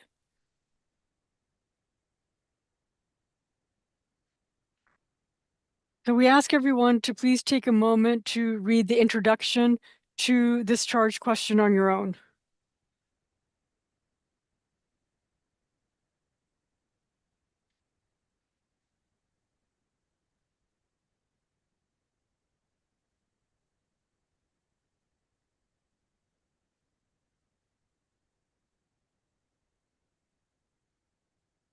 Next slide. Mr. Lee will now read the charge question for 5C aloud, starting with I. Ms. Kitley with EPA. Please comment on the strengths and limitations of decreased fetal body weight and associated gestational developmental toxicity as the critical endpoint. Thank you, Mr. Lee. Does anyone from the committee have any clarifying questions or questions about the scope of this question?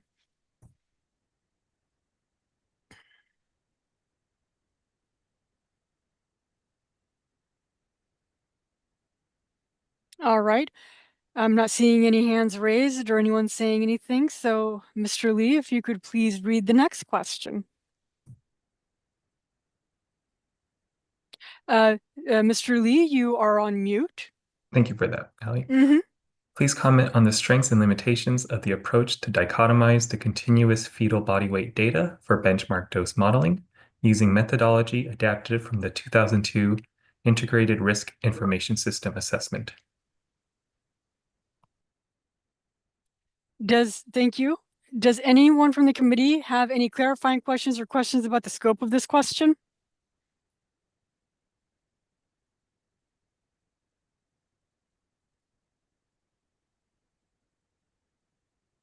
All right, we'll move on to III. Please comment on the selection of benchmark responses for all endpoints, for example, 5% for all developmental outcomes, and 1 standard deviation for maternal body weight and hematological measures. Thank you, Mr. Lee. Does anyone from the committee have any clarifying questions or questions about the scope of this question?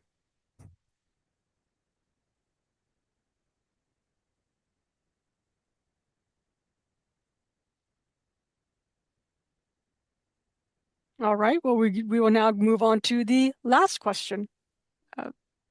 4. EPA recognizes that the benchmark dose lower limit for fetal body weight is below the lowest tested dose in the study. However, this analysis is robust and obviates the need to apply a lowest observed adverse effect level to no observed adverse effect level uncertainty factor that would be required by using the lowest dose as the point of departure. Please comment on EPA's discussion and consideration of modeling extrapolation relative to the tested concentrations as seen in sections 4.2221 of the Human Health Hazard Assessment. Thank you, Mr. Lee.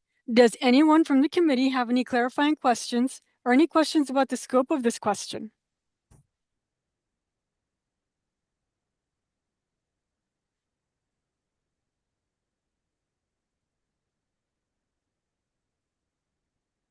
Seeing none, we will go ahead and move on to the next slide.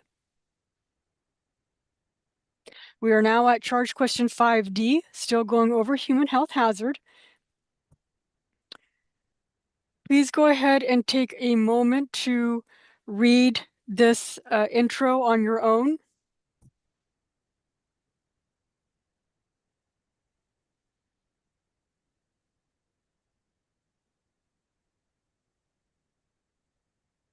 All right, Mr. Lee, if you could please read 5DI. Please comment on the clarity, transparency, and robustness of EPA's mutagenic mode of action analysis and conclusions. Thank you, Mr. Lee. Does anyone from the committee have any clarifying questions or questions about the scope of this question?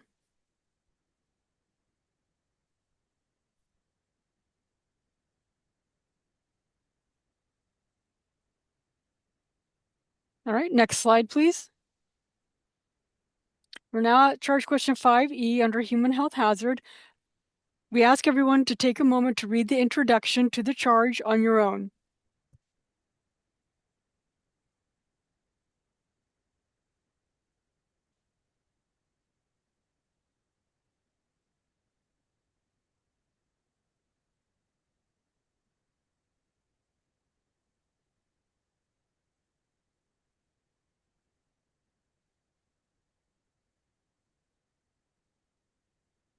All right, next slide. Mr. Lee will now read the charge question for 5EI aloud.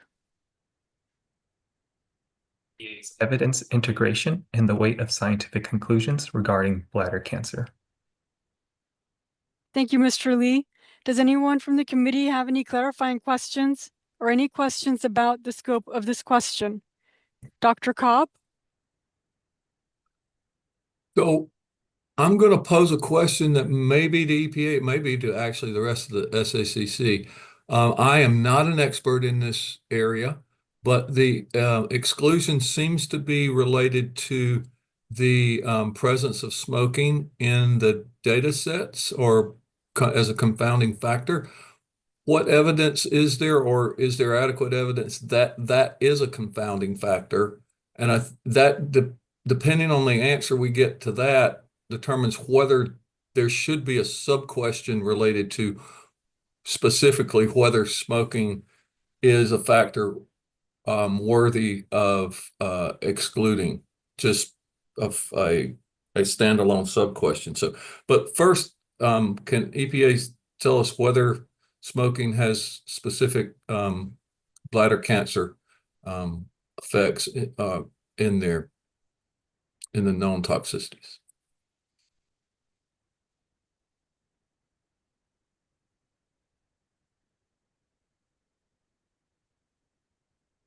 I believe the program office is now taking a moment to confer amongst themselves, and once they are ready, they will come online.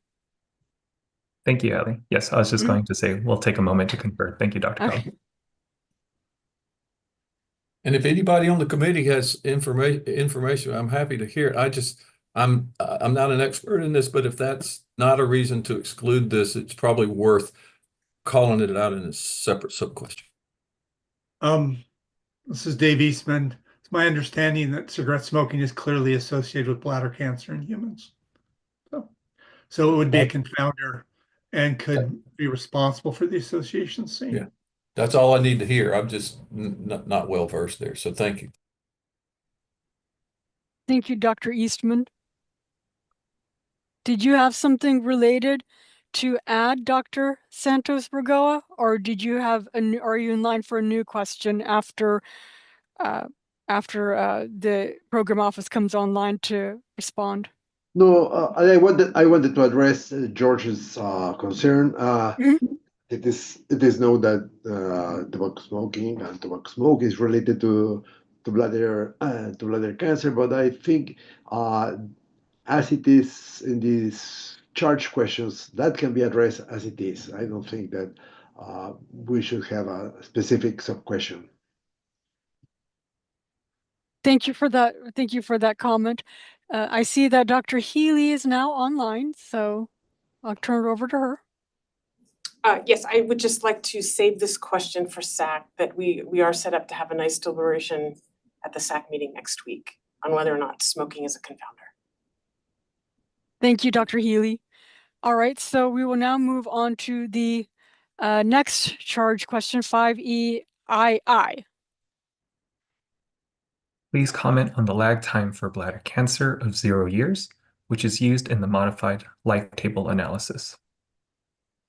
Does anyone from the committee have any clarifying questions or any questions about the scope and clarity of this question?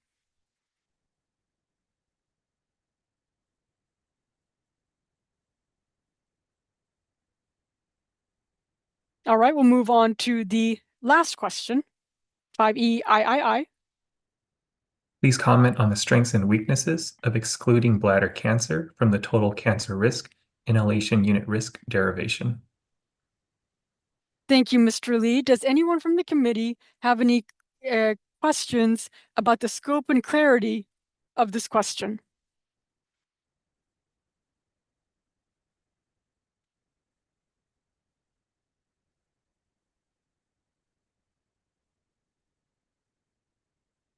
All right, seeing none, we will move on to the next slide.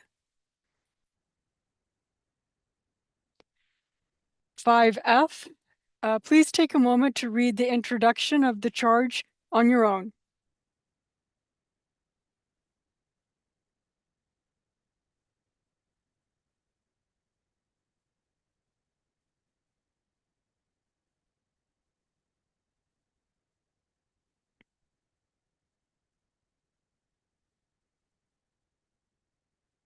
Next slide. Mr. Lee will now read the charge question for 5FI. Please comment on EPA's evaluation and incorporation of new epidemiological cohort data in the derivation of updated cancer hazard values, including study selection for dose response analysis. Thank you, Mr. Lee. Does anyone from the committee have any clarifying questions or any questions about the scope and clarity of this question?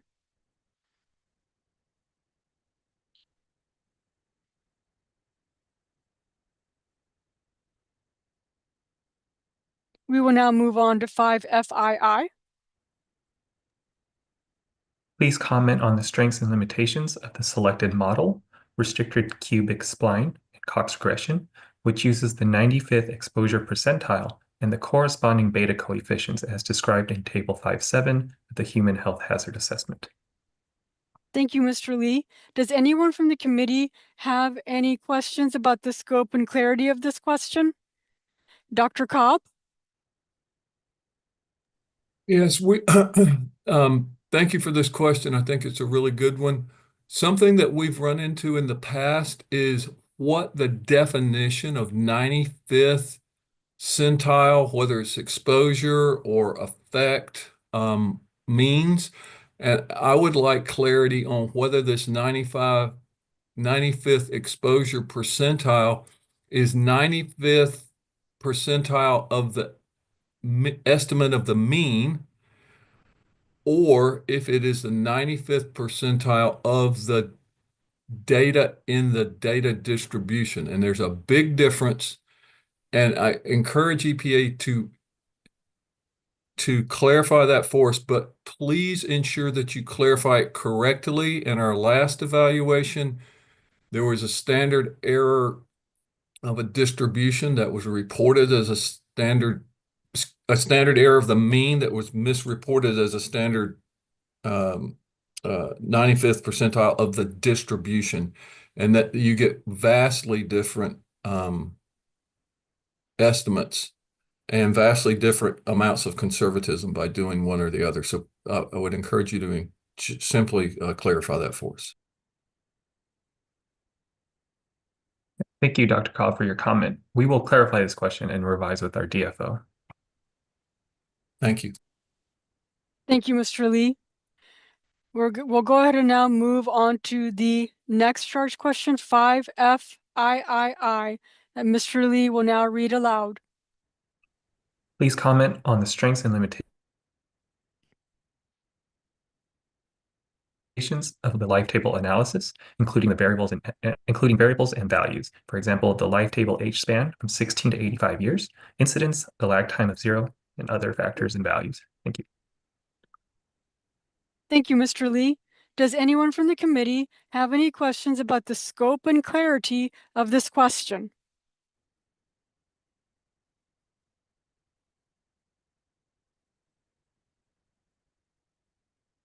We will now move on to the last question, 5F4. I'm going to pause because I see now Dr. Eastman does have a question. If you could please turn on your video and the audio. Thank you. Yeah. Thanks. This may show some of my limited knowledge in this area, but So these estimates that are going into making essentially inhalation unit risk estimates are based from age 16 to 85. And yet I think the inhalation unit risk is based on a 78 year of exposure. I'm not clear how those integrate together. And I think that was one of the questions that Mr. Kerman had as well. Am I just missing it here, or is there some inconsistency here?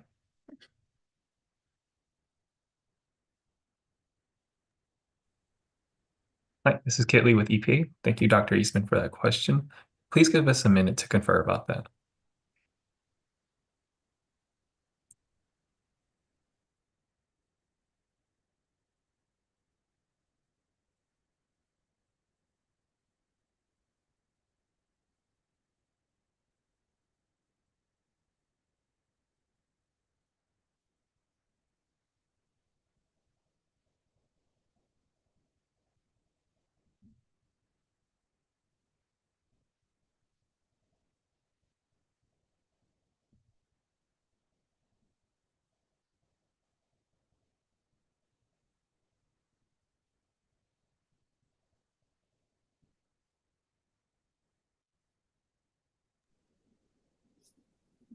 Hi, this is Sheila Huey from EPA.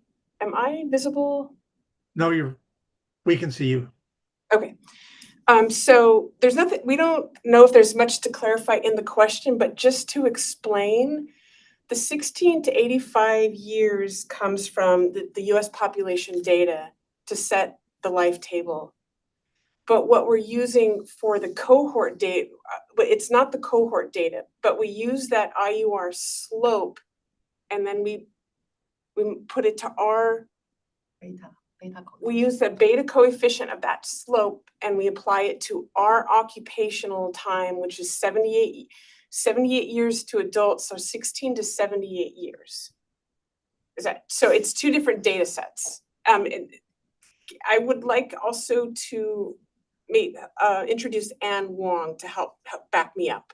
So she's not on camera, but we can hear you in the room.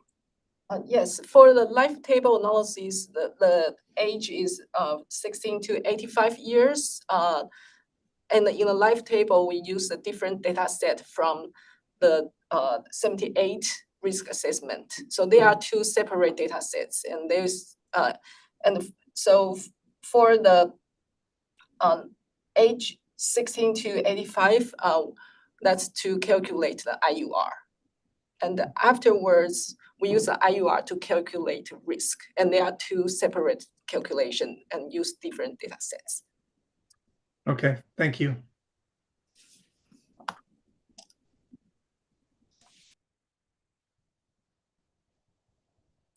Thank you, Dr. Eastman. Does anyone else have any further questions as it relates to the scope and clarity of 5FIII?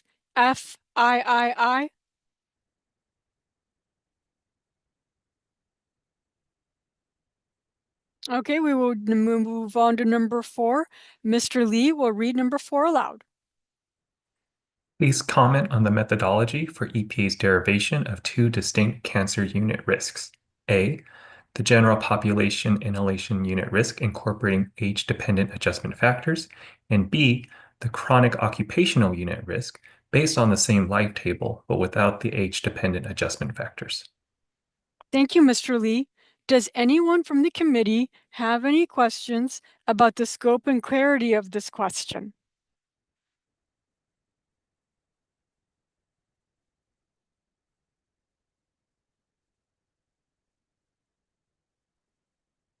Dr. Cobb, and if you could please turn your video on as well. We can hear you, but we don't see your video. Thank you. You don't want to see this ugly mug, but maybe you want to make sure it's me talking. So this is a good question. I want to make sure that those responding understand the scope of the question. And the two distinct cancer unit risks are understood.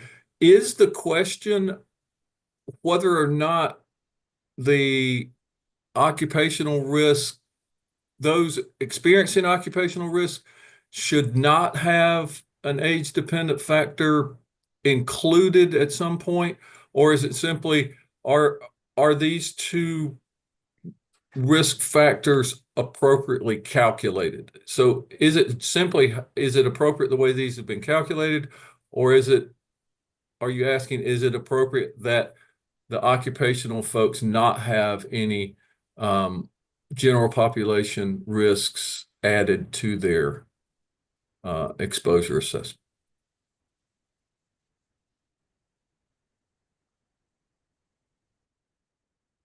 Thank you for your question, Dr. Cobb. It was the latter, whether or not these were appropriately derived for general population as well as occupational.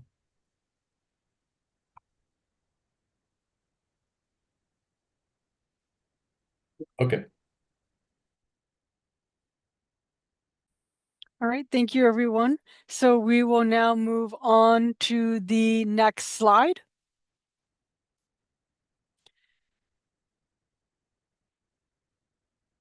So I will ask Mr. Lee to please read this slide in its entirety. This is Kaylee with EPA. It is important that the information presented in the risk evaluation and the accompanying documents is clear and concise and describes the process in a scientifically credible manner.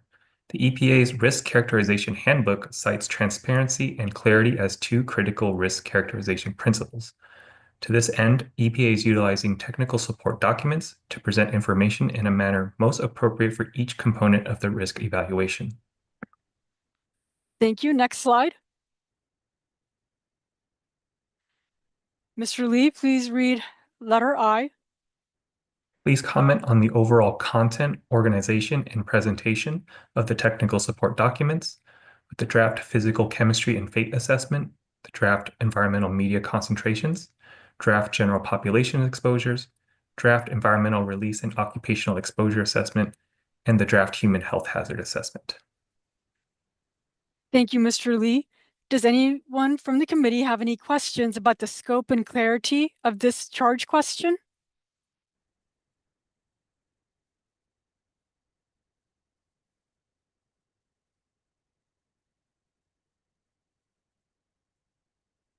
Dr. Heiger-Bernays? Yes, thank you. This is an enormous question here. And I'm interested in knowing the level of detail that the agency is seeking on this particular question. The comments ask for overall content, organization, and presentation. I don't know how to clarify this any further, but can you help me out here a little bit with the level of detail you're seeking for this?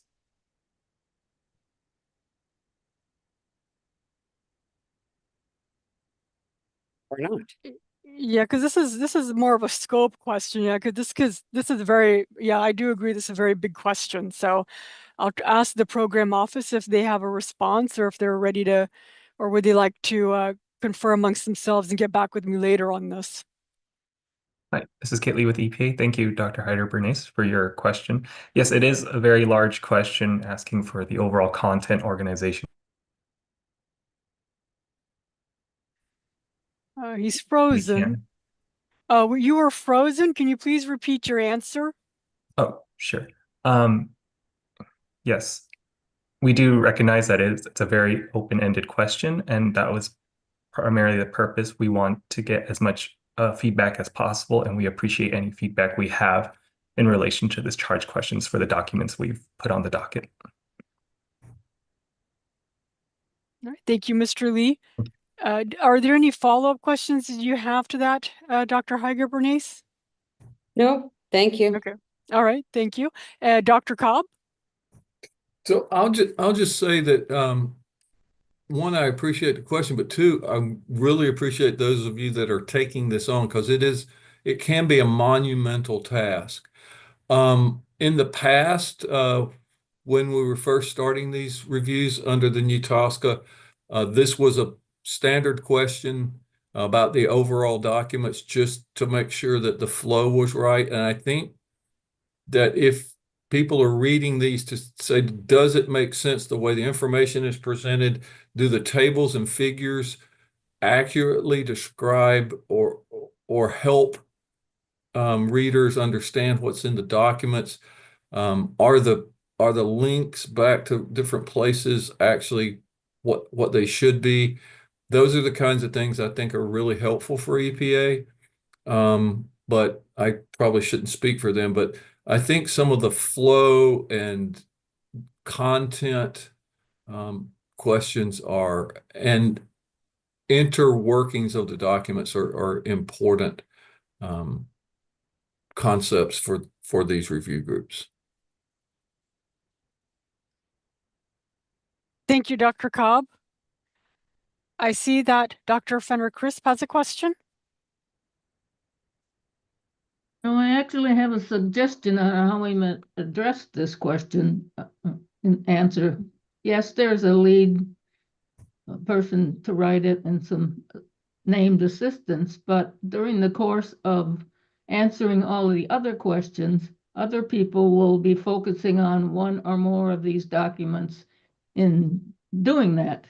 So I would suggest that there might be 5 different answers, one for each of the documents, and the response for each of them would be assembled not simply by the principals, but those who are contributing answers in the other areas, in the areas that they're focusing on, but not assigned to this question. Like, for instance, most of my questions, virtually all of them are related to human health hazard assessment. So I will have observations and thoughts about the integrity of that particular document, and the others I will not have spent quite as much time on, but others will have. So it might be that's how we divide up the responsibility for this one.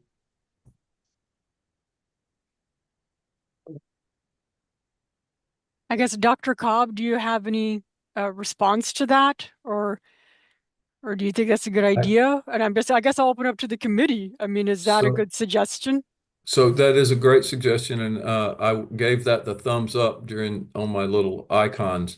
I think that as we're all reviewing, if we keep this question in mind and we can port those comments to the lead discussant for this question, I think that's an excellent suggestion for a way to manage this and to get the information to the appropriate discussants.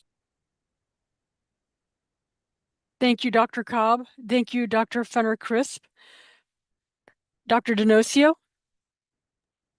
Yes, thank you. Kathy D'Annunzio, EPA. I just wanted to echo what Dr. Cobb said. I thought he gave a really nice summary of the types of things that we are looking for in response to this question. So definitely agree with his statements, and thinking about the idea that the content should flow. The documents are presented as individual documents, but ultimately they make up a part of a single package, right? And how the material is presented in the document versus in the core portion of the document versus in appendices.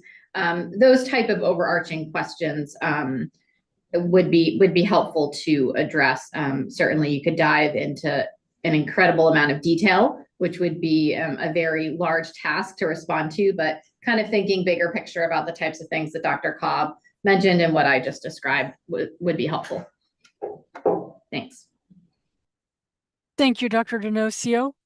Dr. Ottinger? I'm just echoing what's been discussed so far, and thank you, Dr. Fenner-Crisp, for that suggestion. One thing that I would ask is that perhaps we don't go down rabbit holes of identifying things that are left out, like literature and all that. I think the overview approach for these questions, at least that's how I was viewing it, perhaps would give the most information to the EPA for putting together these reports in a way that we can consume them well.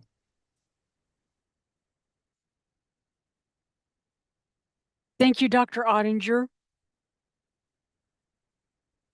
Are there any further questions as it relates to the scope and clarity of this question? Or any final thoughts before we move on to the next?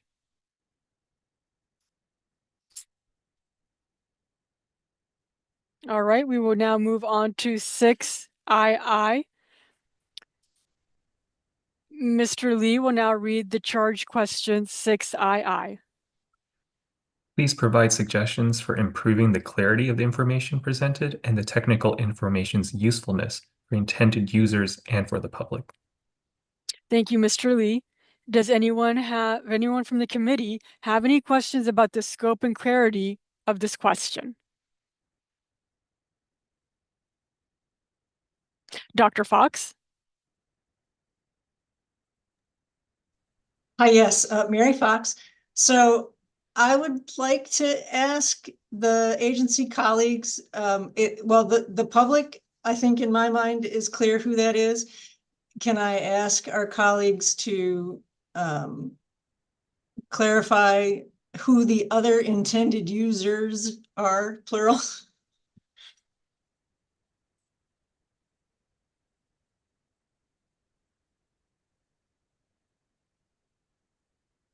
Yes, so if the program office can clarify what is meant by intended users in this question, that would be helpful to the committee. Hi, this is Kaylee with EPA. Intended users was a term that we were just using for internal and external partners, or various stakeholders that are pertinent to 1,3-betadine for them. And then for the general public as well, since these dockets are available to the public to read and provide feedback on.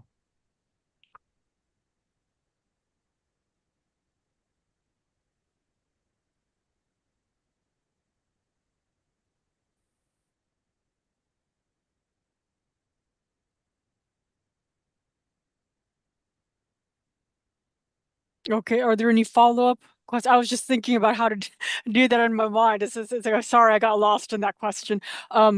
So are there any follow-up questions as it relates to the clarity and scope of 6II? So Mary, did you have a follow-up? Well, yeah, I did. So I would also assume that agency risk managers are intended users. I just wanted to make sure that we specifically call out not just stakeholders, those of us on the Science Advisory Committee, but the risk managers. But if I'm wrong, please correct me.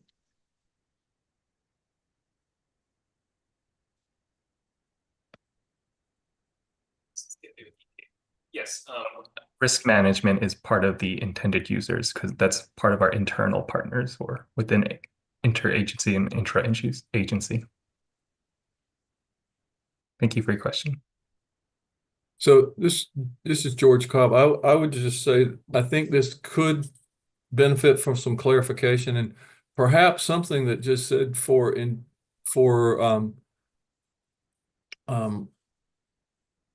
where it says intended users, something like regulatory decision makers or regulatory bodies and the public. I think you could simply say something like that and get to Dr. Fox's question without having to give a laundry list of different organizations. Thank you for that clarification, Dr. Cobb. I think that would be helpful. Yeah, and next is Dr. Fenner Crisp. I lowered my hand because my comment was going to be similar to Dr. Cobb's.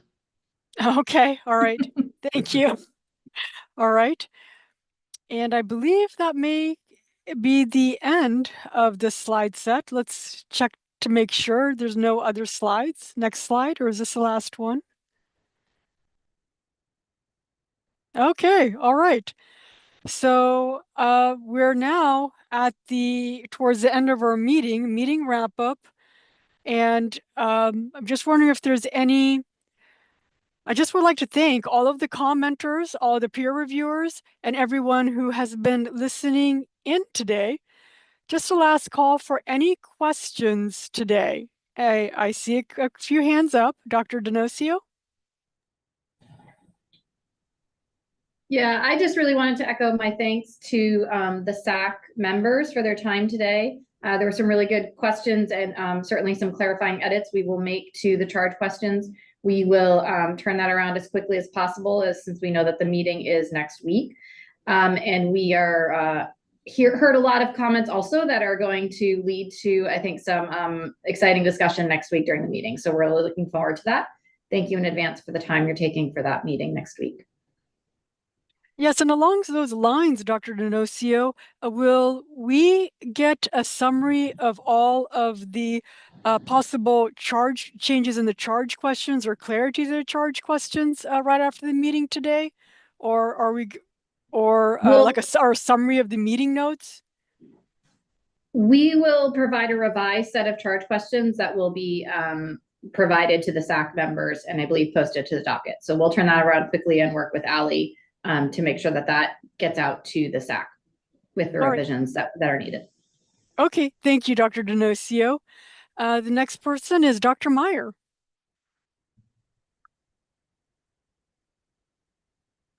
Thanks. Yep, there we go. Thanks again. And I was reflecting on the charge questions for question 4 on occupational exposure. And I think the questions there are very good ones, and but they are kind of narrow. Whereas in something like the health risk assessment questions were a little broader, like was the approach appropriate for calculating the slope factor or the IUR. So the reason I'm bringing it up is that there was one general question that I was thinking would be worth discussing for this group if it's of interest to EPA, and it's separate from the limit of detection question. It's how do you accommodate or how do you understand different temporal use patterns in estimating your central tendency and high-end estimate, and how do those relate to the different durations of effect of concern, acute, intermediate, and chronic? So it's really more of a temporality and dose averaging and exposure averaging question that's not really captured in the existing question. So we could discuss it within the others perhaps, but it's something that's pretty distinct from the 3 sub-questions that are currently listed. So I don't know if others from the occupational side would be interested in that topic or EPA is interested, but a question along those lines would be of interest to me. So are you suggesting a new additional question? I think that to me that would be clearer and more transparent. I drafted something, and I'll just read it. Something along the lines of, does the EPA assessment incorporate anticipated average exposure daily patterns for routine exposures as well as non-routine uses in its estimation of high-end and central tendency risk exposure estimates, and incorporate those into risk determinations? It really gets to the how do you average, if a person's exposed, most people aren't exposed the same amount every day. So if people have a variable exposure over time, how do you incorporate that into the overall assessment? And it's a methodology question that I think might be warranted here, especially for chemical manufacturing environments. Okay, I see. So we will go ahead and communicate that question to the program office, and it'll be under their consideration as to whether or not to either add it or use it as clarifying language to an existing question. Thank you. Dr. Fairbrother? Yeah, this is a question about scope. In one of the documents on the fate of the chemical, EPA does mention the breakdown products of formaldehyde and acrolein, and it's just mentioned and never carried forward anywhere.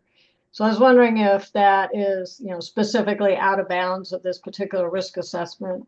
And similarly, they also mention that there is transport of the chemical, as you get the chemical from where it's made to the facilities where it's used, is transported under, in containers under pressure as a liquid form, and there could be spills, which would have some environmental risks associated with it. So are both of those scenarios just out of bounds for this particular risk assessment?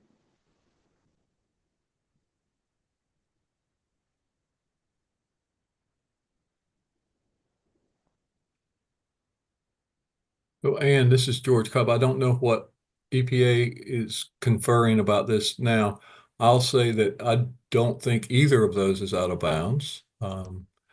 As a matter of fact, my question was going to be, I didn't get it in during question 2 that some of the byproducts you're mentioning, specifically, I'll talk about formaldehyde, is a known toxicant and does have some similar effects to some of the ones we're considering, and how should these additive effects possibly be considered. And I think a charge question or sub question to that effect is actually really needed in this evaluation. But just so you've heard it, if the charge question's not asked, we can still answer it. And one of the recent ones, we had an entire section that was a response to questions not asked by the agency. And I hope we don't have to do that, but if we have to, we have to. Okay. Good to know. Thanks.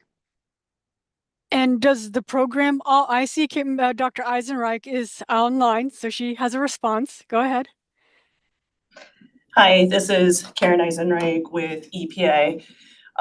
Dr. Cobb is correct that you can provide comments on something that is outside of our charge questions, and we'll be happy to take that information. We are not planning on adding charge questions on the two topics that were brought up, considering from breakdown products like formaldehyde and physical transport and potential resulting spills from that transport. In fact, that latter one is generally outside the scope of our assessments.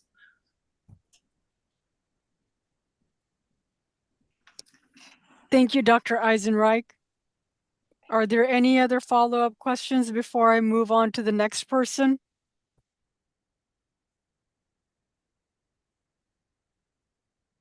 All right, Dr. Samel. Hi, thank you very much. Yeah, Jennifer Samel, and I just wanted to respond to Dr. Mayer's recommendation about an additional scope or question to consider with respect to the occupational exposure assessment aspect of this, and his question about the daily average exposures, I think is a very important one. I would be in favor of an additional charge question around that topic, or as of course, Dr. Cobb has mentioned, we could certainly address that question as part of our analysis related to occupational exposure assessment generally. Thank you, Dr. Samel. Dr. Johnson. Thank you. Yes, I too, this kind of relates to Dr. Meyer's comment as well, is, when you do a risk assessment, you accept a lot of uncertainty, right? You make a lot of assumptions, and the magnitude of those assumptions can affect your results. And so what I was wondering is whether or not this analysis of uncertainty, this analysis of making these assumptions and how that could basically affect your decision, would that fit well under question 6AI or 6AI or 6A double I? That's my question.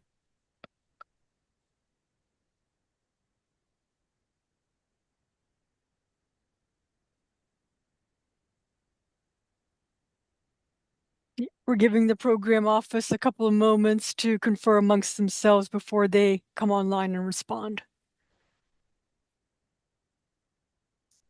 Yeah, the other alternative is to deal with it within each of the other charge questions, the assumptions that are made within each of them.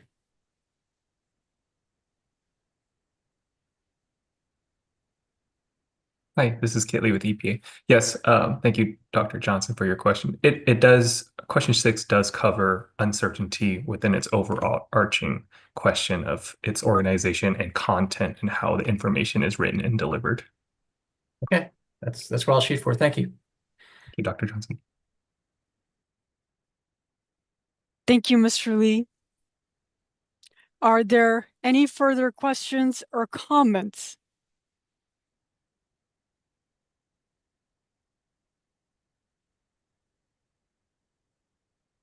All right, I don't see anything. So once again, I would like to say thank you to the commenters, and also thank you to the peer reviewers and to everyone listening in today. And if there's no further questions or comments, we can adjourn this meeting. Thank you, everybody. Goodbye. Thanks, everybody. Thank you. Goodbye. Bye-bye.